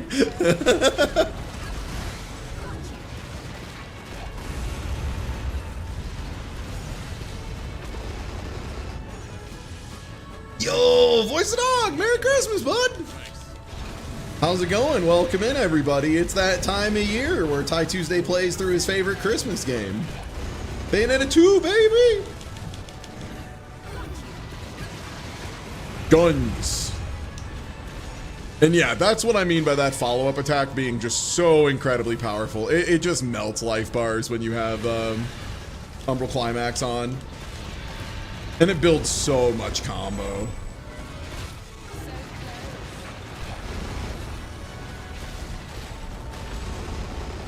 So yeah, you really just want to do fast, and then hold it for as long as you can.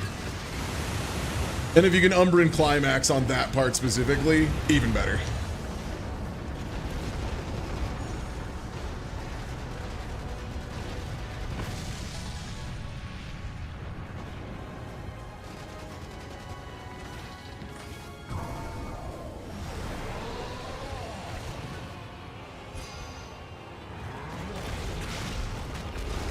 There was a community vote between Gary Busey and Gary Cole. Considering I don't even know who Gary Cole is. Do you mean Gary Coleman? Do you mean the short guy? Because if so, yeah, that feels more like LOL random as opposed to,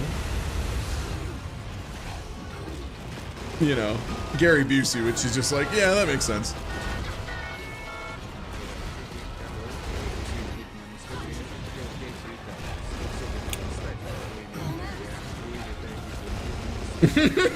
Gary Busey just pretends to have powers. That's sick.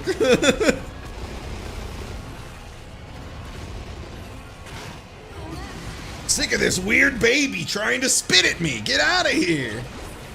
Oh, Lumberg from Office Space. Yeah, I never would have picked that in 1,000 years. Okay, yeah, no, that's Gary Busey winning by a mile.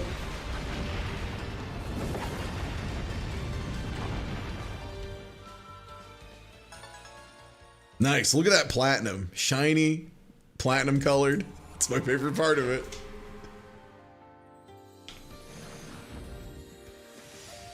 Yippee! Because I didn't do 2 moves blind.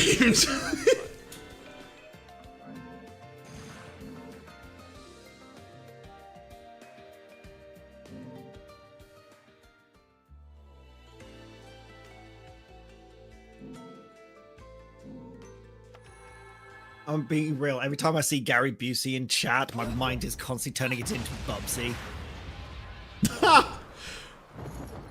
For me, it's so at the end of there's a Tim and Eric bit that's the urination rap that somebody dubbed over the Parappa the Rappa bathroom rap. And there's a part of it at the end where Gary Busey gets into a car accident and he's just like, I was thinking about changing my portfolio. And that's always what I think about is just Gary Busey investment strategies after when he's about to get hit by a car. I sit down when I pee. There's nothing that strange about me. I'm just minding my own biz, taking a whiz. Why is everybody always staring at me? You're not making brown, just lemonade. But you're sitting down, I'm sitting down. Now I know where that's from. Yeah, it was Tim and Eric, yeah, and then it was dubbed over into Parappa, which is a good time.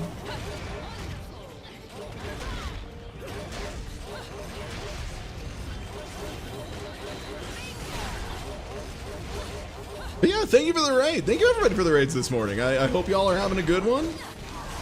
Oh yeah, Voice of Dog, what were you getting up to if you're still here? If you've not already dipped for a snack, which understandable if so.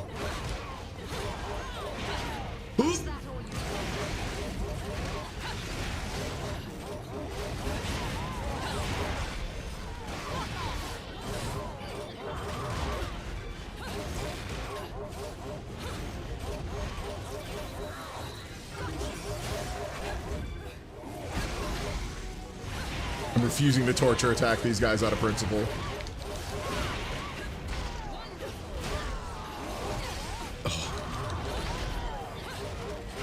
These are guys you do not want to fight with a hammer, to be clear. Very fast, do a lot of hits. Dog. Here they come. Yeah, here comes the dogs everyone hates.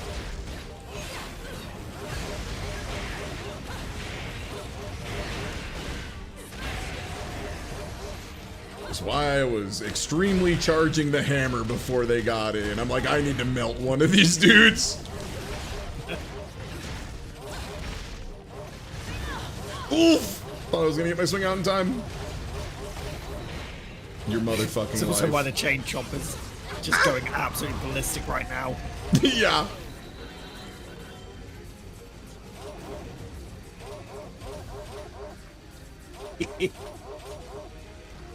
Come on.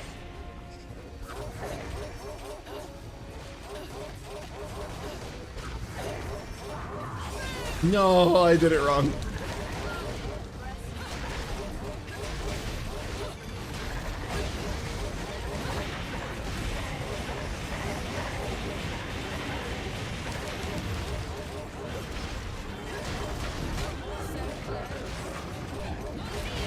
That was sick. That guy's attack barely reached me.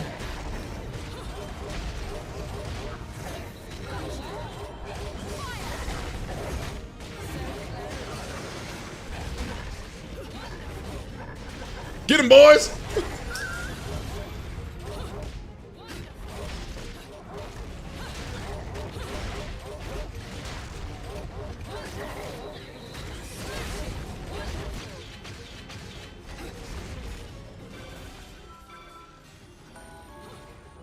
It's chomp time for you.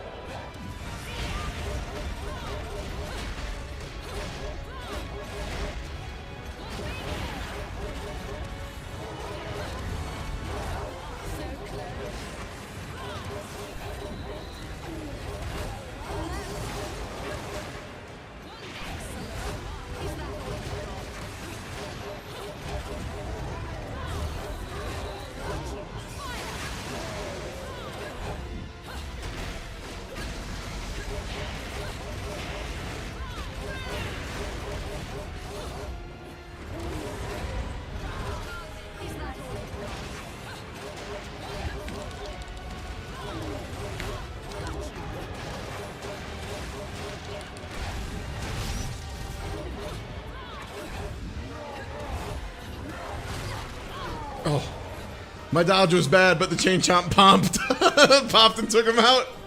That's my goat. Good boy. Keep it up, good boy. That's my good boy.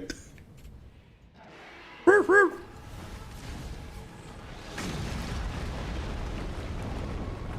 symbol of the Umbran Way.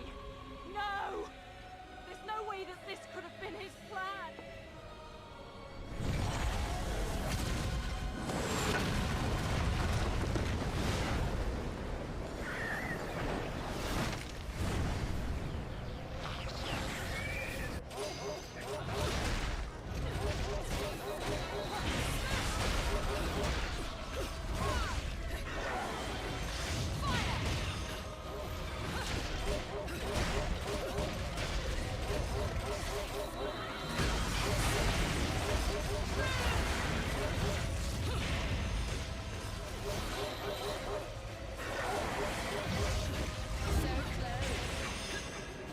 Nice. It's pretty hard to explode the snakes normally, and I was like, I wonder if I can explode all of them with like a charge hammer on climax, and the answer was, oh yeah.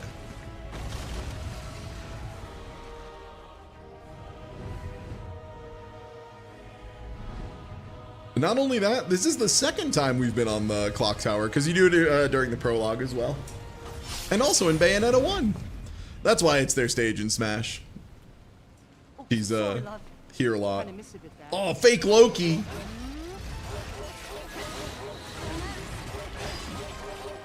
Oh.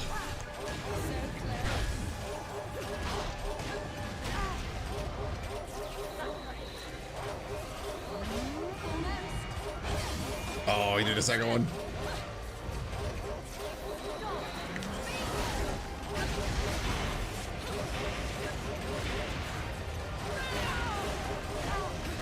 It's child murdering time.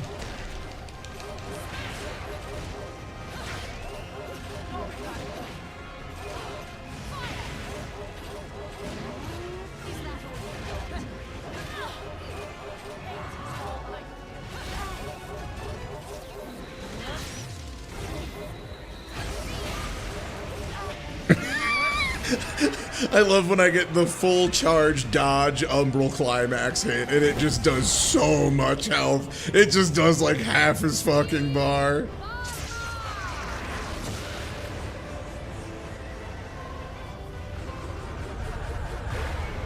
Headbutt. Just like what I did to the Pope at the end of Assassin's Creed 2.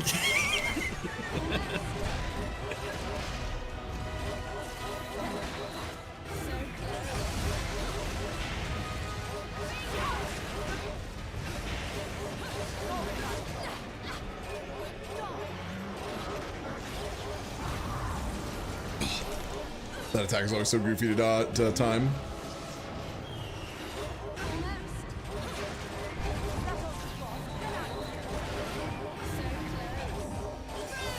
You're getting the hammer, dude. I don't know how to explain this any clearer. You're getting the hammer. No, you're getting the hammer. I'm staying in. 6th of your health bar. Mine, please. Also, Chain Chomp getting the little auto hits. I forgot he does that if you're close enough. I know, it's so beautiful.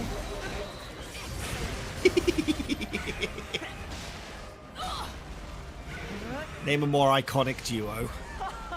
And now, if you'll excuse me, my dear.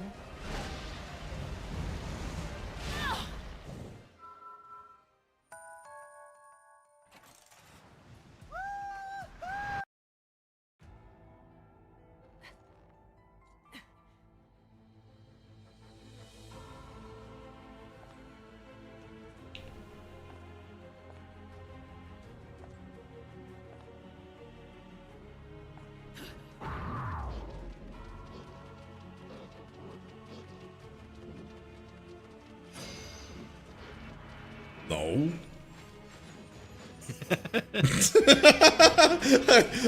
that always cracks me up, that for some reason you can just walk past that fight. I don't know why you can. I don't know why they decided like that one you can just fully disrespect, but God bless. You can just say no thanks, I'm full. I know none for me.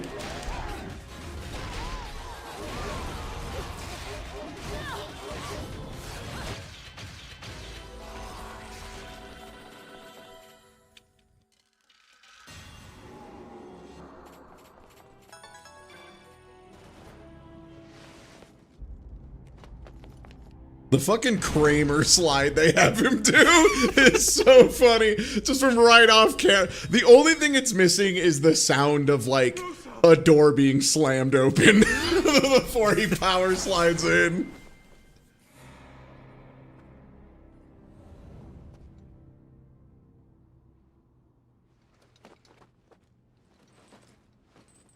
I will stop at nothing to kill that weird baby and any other weird babies that look different. He's the one you're really after. What? What? You're telling me there were two babies at the same time? Well, anyway, tragic. See you later.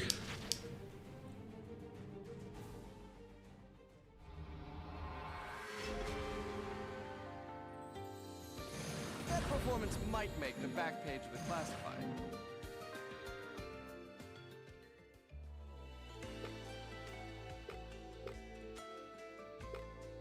Oh man, is this really the finale already? Yeah, bro. Holy shit, we flew. Wow. Like, I know I've been getting better at this game over the years, but I really forgot how if we don't do Muspelheims and extra fights, you tear through this shit. Jet Fighter Assault!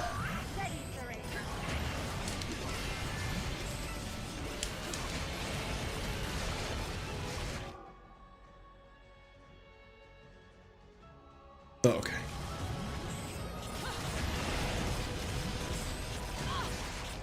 Yeah, it's no longer the R-Wing.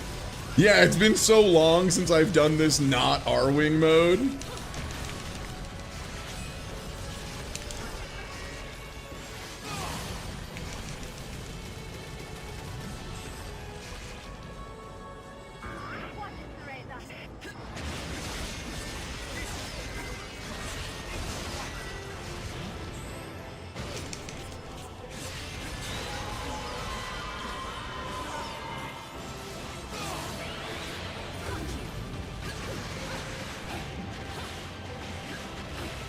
Wow, yeah, it's been so long since I've done this regular. I forgot Wicked Weave and Umbral Climax makes her legit throw out just a million little punches. Sick.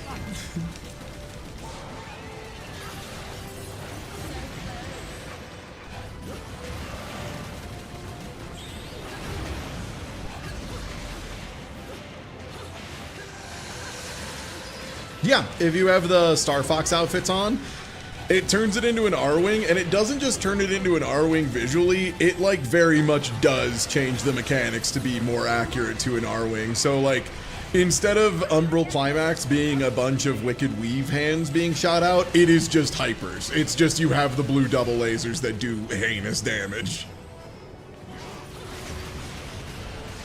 Which is kind of sick. And your A button, instead of being the sword, is just smart bombs that you can throw out. Yeah, it's really neat.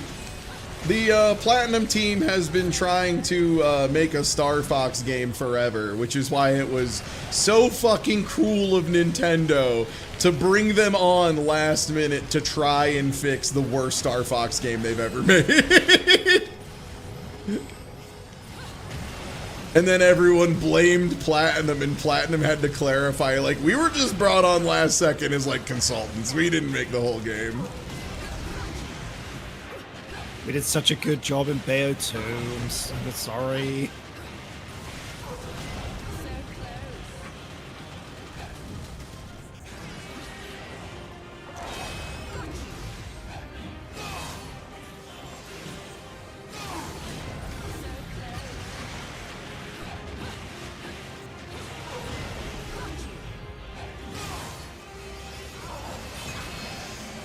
Not too early.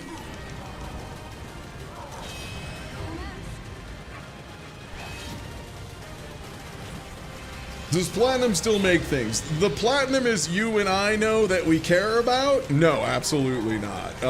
The Platinum as there is a company named Platinum? Yes. For the purpose of paperwork? Yes. For the purpose of you and I caring about video games coming out from them? No.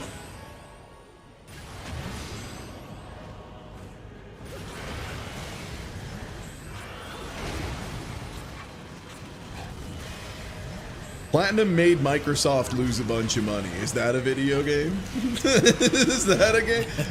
Scalebound, baby, any day! Any day, baby, Scalebound!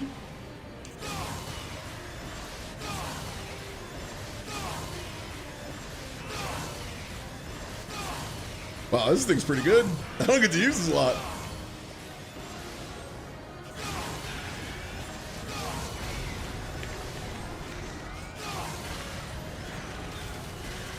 Ninja Gaiden 4 any good? I will only say this about Ninja Gaiden 4. It's a 6 out of 10.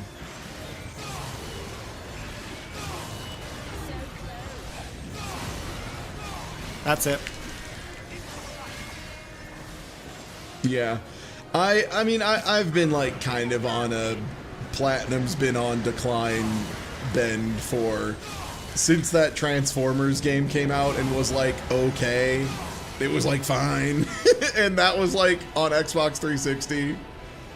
And then the Legend of Korra game came out and that one was bad. And then the Teenage Mutant Ninja Turtles game came out and it was like disastrously bad. And then a bunch of games didn't come out.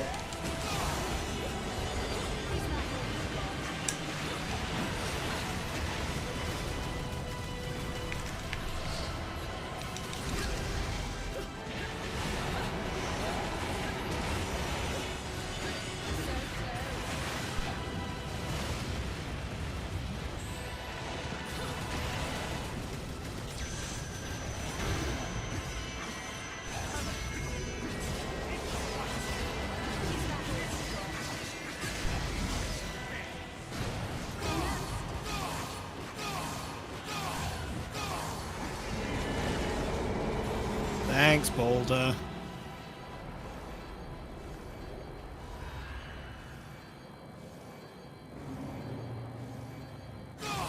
Yeah, that's how I feel, Suna. Yeah.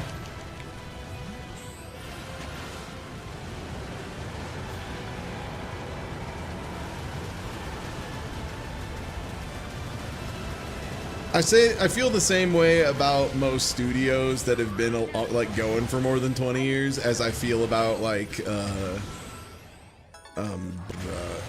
bands that have replaced a lot of their core members, like Blue Oyster Cult, where like, yeah, they still make okay stuff now and again, but like they're never gonna do Godzilla again, and that's okay.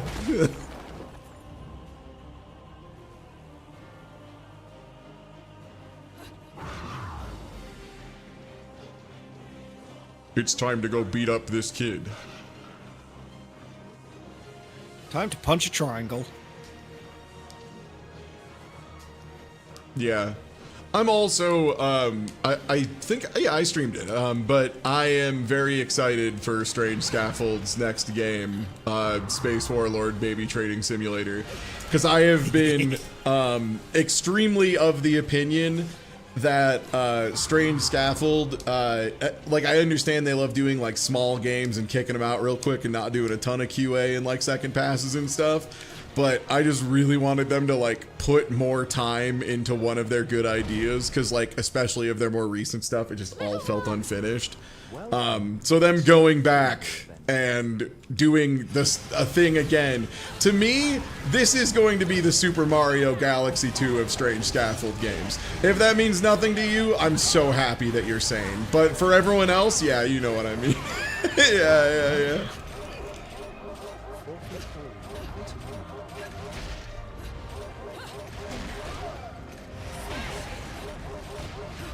Yeah, I'm Your Beast is another one where I was like, man, there's some cool stuff going on here. I wish it got a second pass. Like, I would really like that game to have a second pass.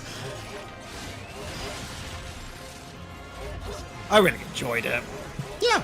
But yeah, I can absolutely see it's like, it was definitely a one-stream game, and yeah, and like the big thing for me was just like there was a real lack of variety in it relative to the length of the story, and it very much felt like a game that like the narrative was dragging it out, and they had run out of gameplay ideas like a couple hours prior, which for what it's worth, exactly how I felt about An Airport for Alien Run by Dogs as well, and honestly kind of how I felt about Space Warlord Trading Simulator 1. Was just like they ran out of mechanics before they ran out of story, and that's fine and I get it, but I would love to see it have another chance where they manage to, you know, get those two things back in line.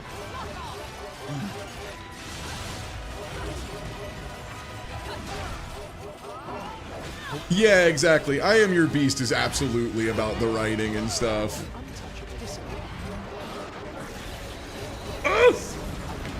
I've been sucked off again. Alright, fine. You get Love is Blue again. Oh, brother.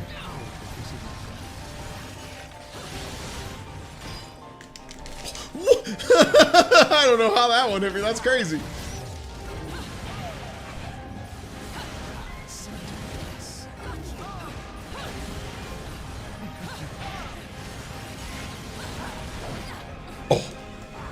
comes out so fast. Oh, that one also came out really fast. Oh, he is not letting me get close right now.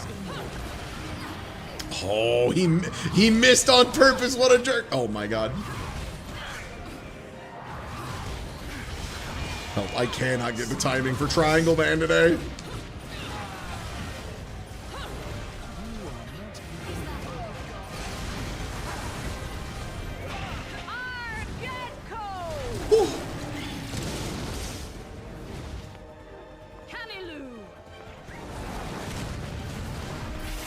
Yeah, and I think that's been like a pretty big thing recently, Suna, is like getting these big game studios being like, AI is inevitable, so you better be ready for it to be in every video game. And I'm just like, bitch, I would not be able to finish every Super Nintendo game in my lifetime, let alone all of video game. Like, look, I know not everybody is into retro games or like enjoys older games or whatever, and some people gotta play the newest, prettiest thing for whatever reason.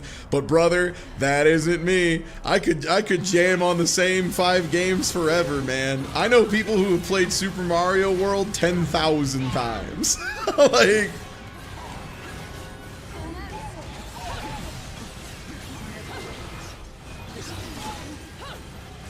it okay, you don't have to talk about things you don't like in Bayonetta 2. I don't care. Oh man, unfortunately I'm gonna miss this because I've got to say goodbye to the family. But yeah, I will not be back because a 4-year-old is in tow, so it's gonna take forever. Well, thanks for hanging out, Dubs. Merry Christmas, Merry Christmas. Yeah, no problem. Yeah. Always fun. Yeah, Merry Christmas to you all. Have a good one. Bye. Especially because I will say, as the person who's playing it and not somebody who's watching it on YouTube or whatever, this final boss is so much better mechanically than 1's. It is not even a competition. Bayonetta 1's final boss has a lot of spectacle. It plays like shit. It like actively is one of the worst parts of Bayonetta 1. Don't mind me, it's platforming time. What? You know, the platforming that you crave in Bayonetta.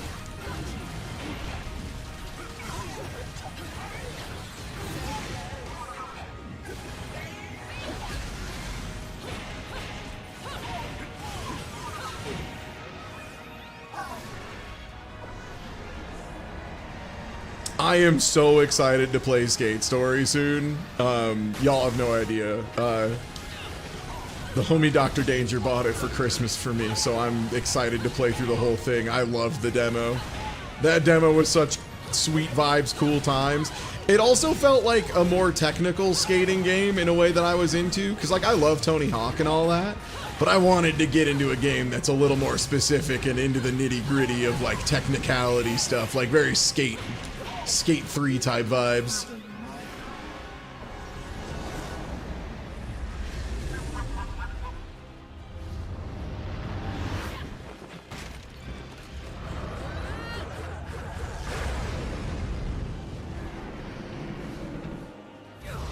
Yeah, it's definitely not as complicated as Skate 3, but like that's okay. I think a good middle ground is in there. A more refined version of Thrasher, Skate, and Destroy. I'm into it. Okay, look here, Shapes Man. I'm done with you. Oh.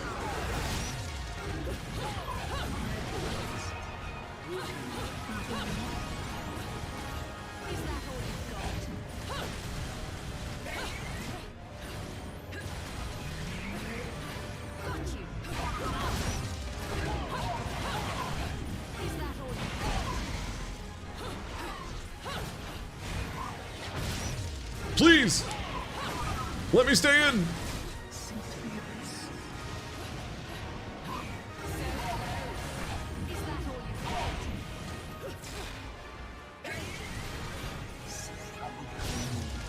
Nice. Love to have the shakeout timing to get the shakeout into dodge.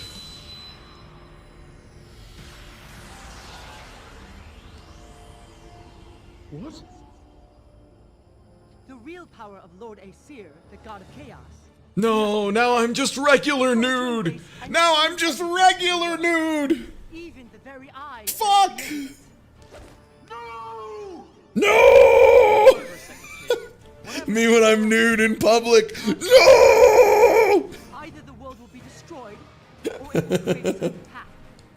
Human free will determine which way things go. Yo, what's good, banana butter pie? Oh yeah, Shapes man gets his ass beat every year. I'm gonna let Baldur have fun with it. I'm just gonna kill this dude with a gun.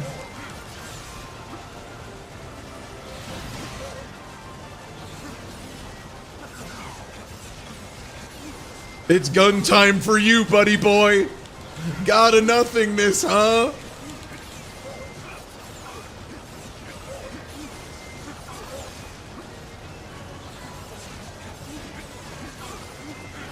Get him, Baldur.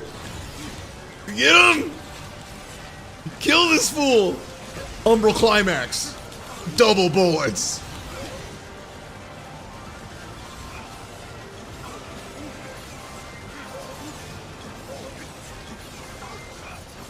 Get him, Baldur. All right, time to do the bring your daughter to work day special. Do they do that anymore? Do they do bring your kids to work day? I feel like you can't when so much of work is on computers. Because it would be like, okay, here, sit next to me in my cubicle for 8 hours. Like, that's not fun.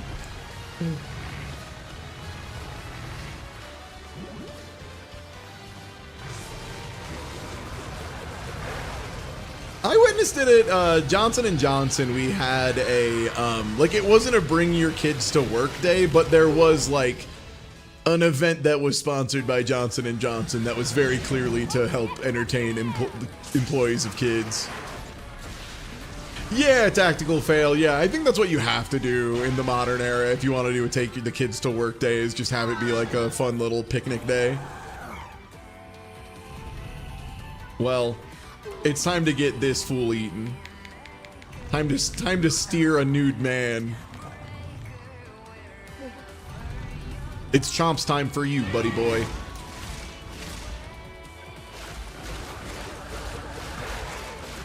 They let you control the nude man just for a little bit.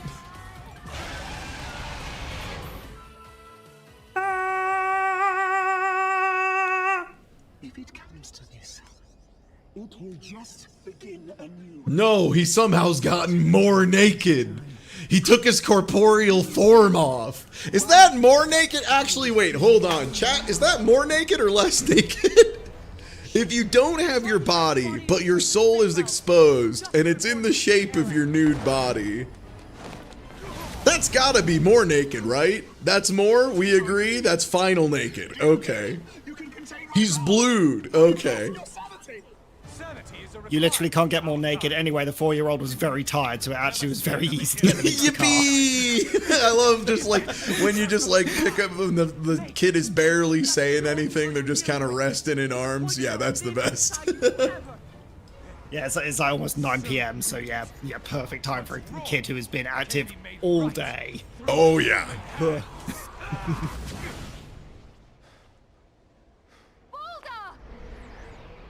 And this is where Platinum made the boldest but wisest decision of their entire career, where the ending of Bayonetta 2 leads into the intro of Bayonetta 1. You must be the one to stop me. Baldur! Sarisa, just one time. And thus Bayonetta 2 goes into Bayonetta 1, which goes into Bayonetta 2, which goes into Bayonetta 1, which goes into Bayonetta 2. And there's never another Bayonetta game, so we don't have to worry about it. They closed the loop, we're good, you don't need to do any more. Sweet child.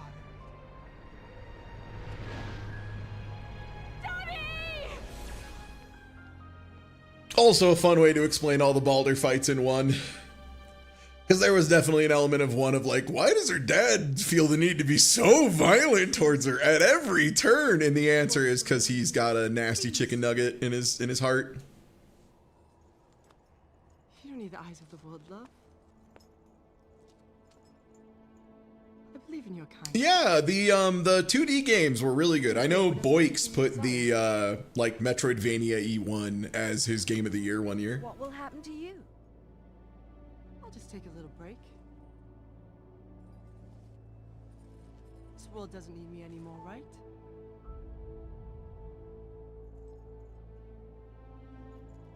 Will I see you again? Hard to say. I'll come back to this world someday. So if you're lucky, maybe we'll meet again, though. Little one, I'm not. Sorry, Wilds Wanderer, you typed a completely normal sentence, and my brain absolutely just corrected it in the dumbest way of, hate when you eat a chicken nugget and it just stays there, stays there, stays there, stays there. I put my hands up. Stay where? Stays there. In my, you know, in my heart, I guess. At least I know what I want. Somehow from your throat to your heart.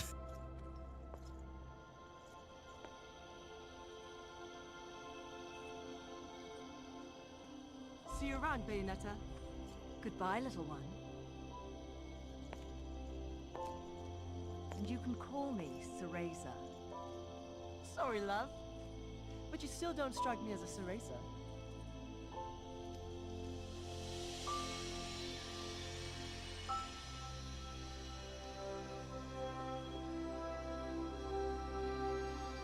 Wow. There goes Yu-Gi-Oh! We'll remember him like medium fondly. Not like that fondly, but like a little fondly. Look, the child had character growth. Say what you will, they did give him character growth. He had an art. He had an arc. He was like more annoying and then got less annoying, and that's like pretty cool, you know? And he wasn't annoying enough to write off complete. That's right, yeah. Sales are so much better after the holidays. And the distinct lack of acts of God doesn't hurt either. I love so much that they rendered these fucking dresses for like no purpose other than this final scene. They're just like, yeah, no, they need to have more extra outfits, which like, thank God.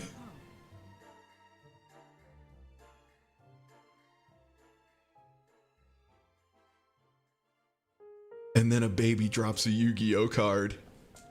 I remember that little dork that liked Yu-Gi-Oh so much.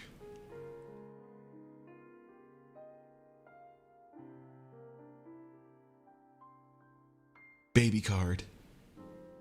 Cereza, cat got your tongue? No. No. I'm fine. I'm remembering a blue nude man I beat the shit out of like 20 times. Hey, come on. How long do I have to keep doing this? Investigative journalism is big in January. The gates of hell goes down. Is that true? Wait, is that true? Actually, I've never thought about this. Is investigative journalism more prominent in January? Is that a thing? Where is that deadbeat anyway? I've never looked into Lucas saying shit. Well, those two are getting along nicely. Now, to get those new heels. Come along, Enzo. yeah, Archim Cola. That's how I feel about it. Is like, wouldn't you want to be investigative year-round? I was wondering why there wasn't a short, foul-mouthed Italian in earshot. Where did you leave him? He said he'd wait for me in the plane.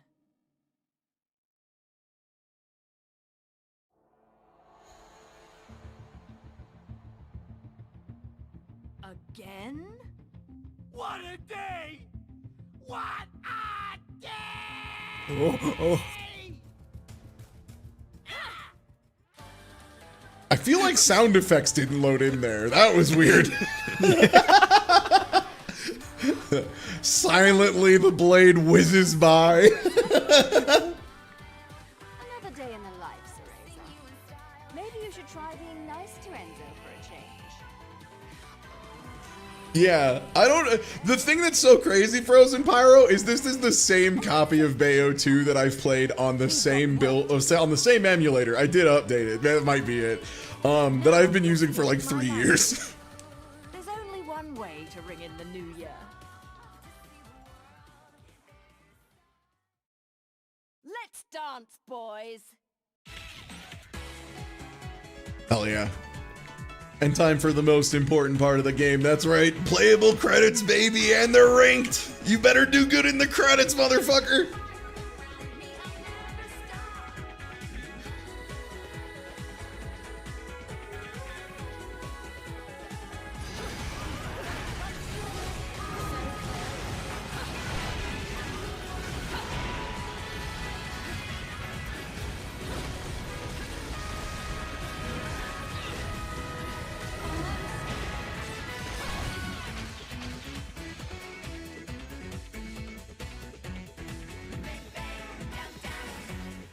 So the part that makes this tricky is you get your weapon loadouts handed to you. It's not like whatever you had equipped you take into these, you just get handed one. So if you haven't been using a lot of weapons, this can be pretty scary. There is a dance sequence. There is an extended Bayonetta having a cool time with a pole after the ranked credits.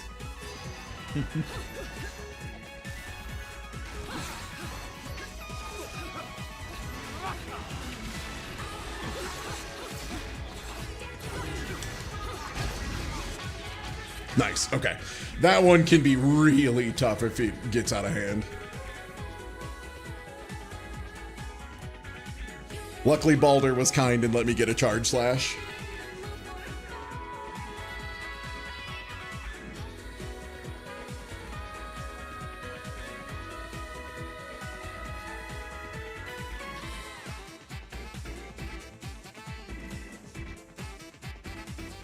Can you die in the credits? Yeah. The main way you lose credits is by timing out, though. If you do not kill everything fast enough, that is the most common fail condition. I can't find anything Lucas talking out of his ass. Yeah, that makes sense to me. I was assuming it was just Lucas saying shit. That is one of Lucas' defining traits. That dude loves to just say shit.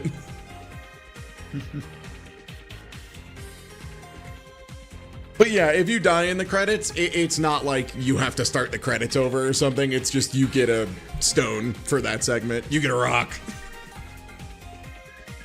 Being the lowest rank, to be clear. That's they don't like just give you a rock. It's like, don't, you know, like it's like a stone.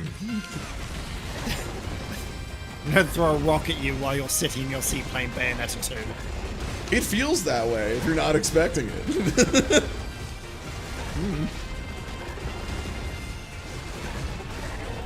Yeah, now for the part of the credits where if you know the secret of the Wu-Tang, it's very easy.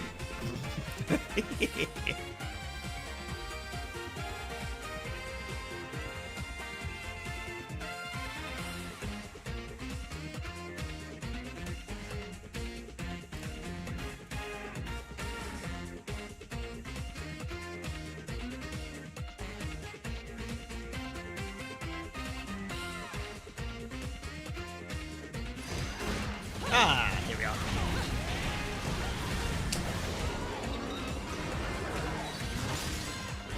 I was like, we haven't got to do that torture attack yet this game. I might as well let it rip. That's an animation we haven't done. You've seemingly done every other animation, yeah. Yeah, including ones I didn't know enemies had. I still can't believe the one devil, the one with the two buzzsaw yo-yo hands, has a machine gun at range. Since when, dude? Since when has that guy had a gun? I don't know.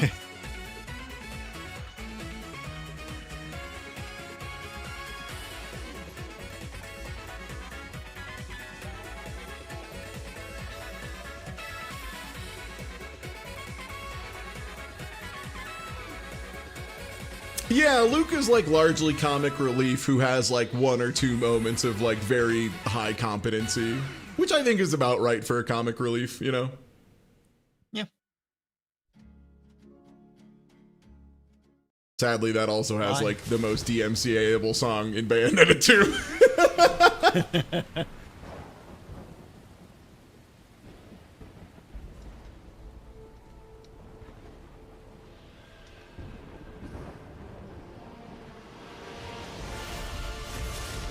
No, he's got the spirit of some asshole in him.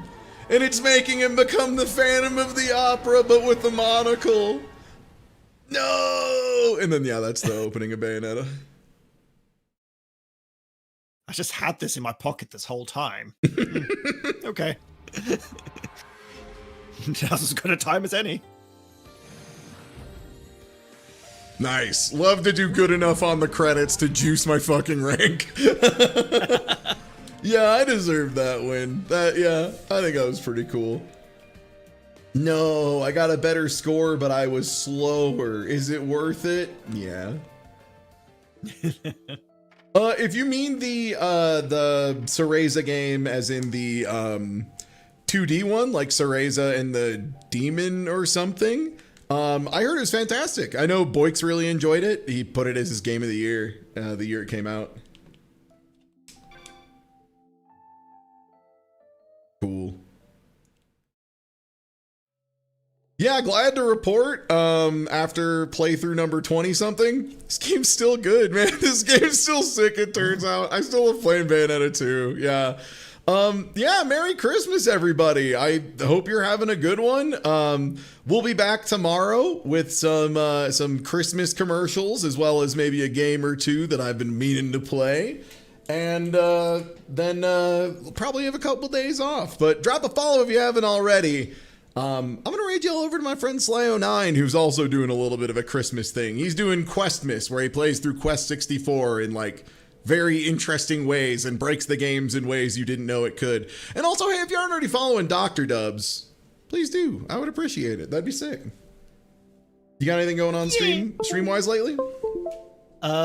I am very nearly almost done with setting up Phase Sisters versus Twitch chat again. So, which is Nice. Doom, essentially Doom crowd control. So you can like shove a bunch of really cool enemies on top of me. I wonder if I'll get it done at the same time Realism 2 actually add in more stuff. So one of the bosses you could spawn on me is an entire football team. Sick. So yeah, definitely drop a follow to catch that. And yeah, I'll see y'all around. And hey, Merry Christmas. I hope you have a good one. Take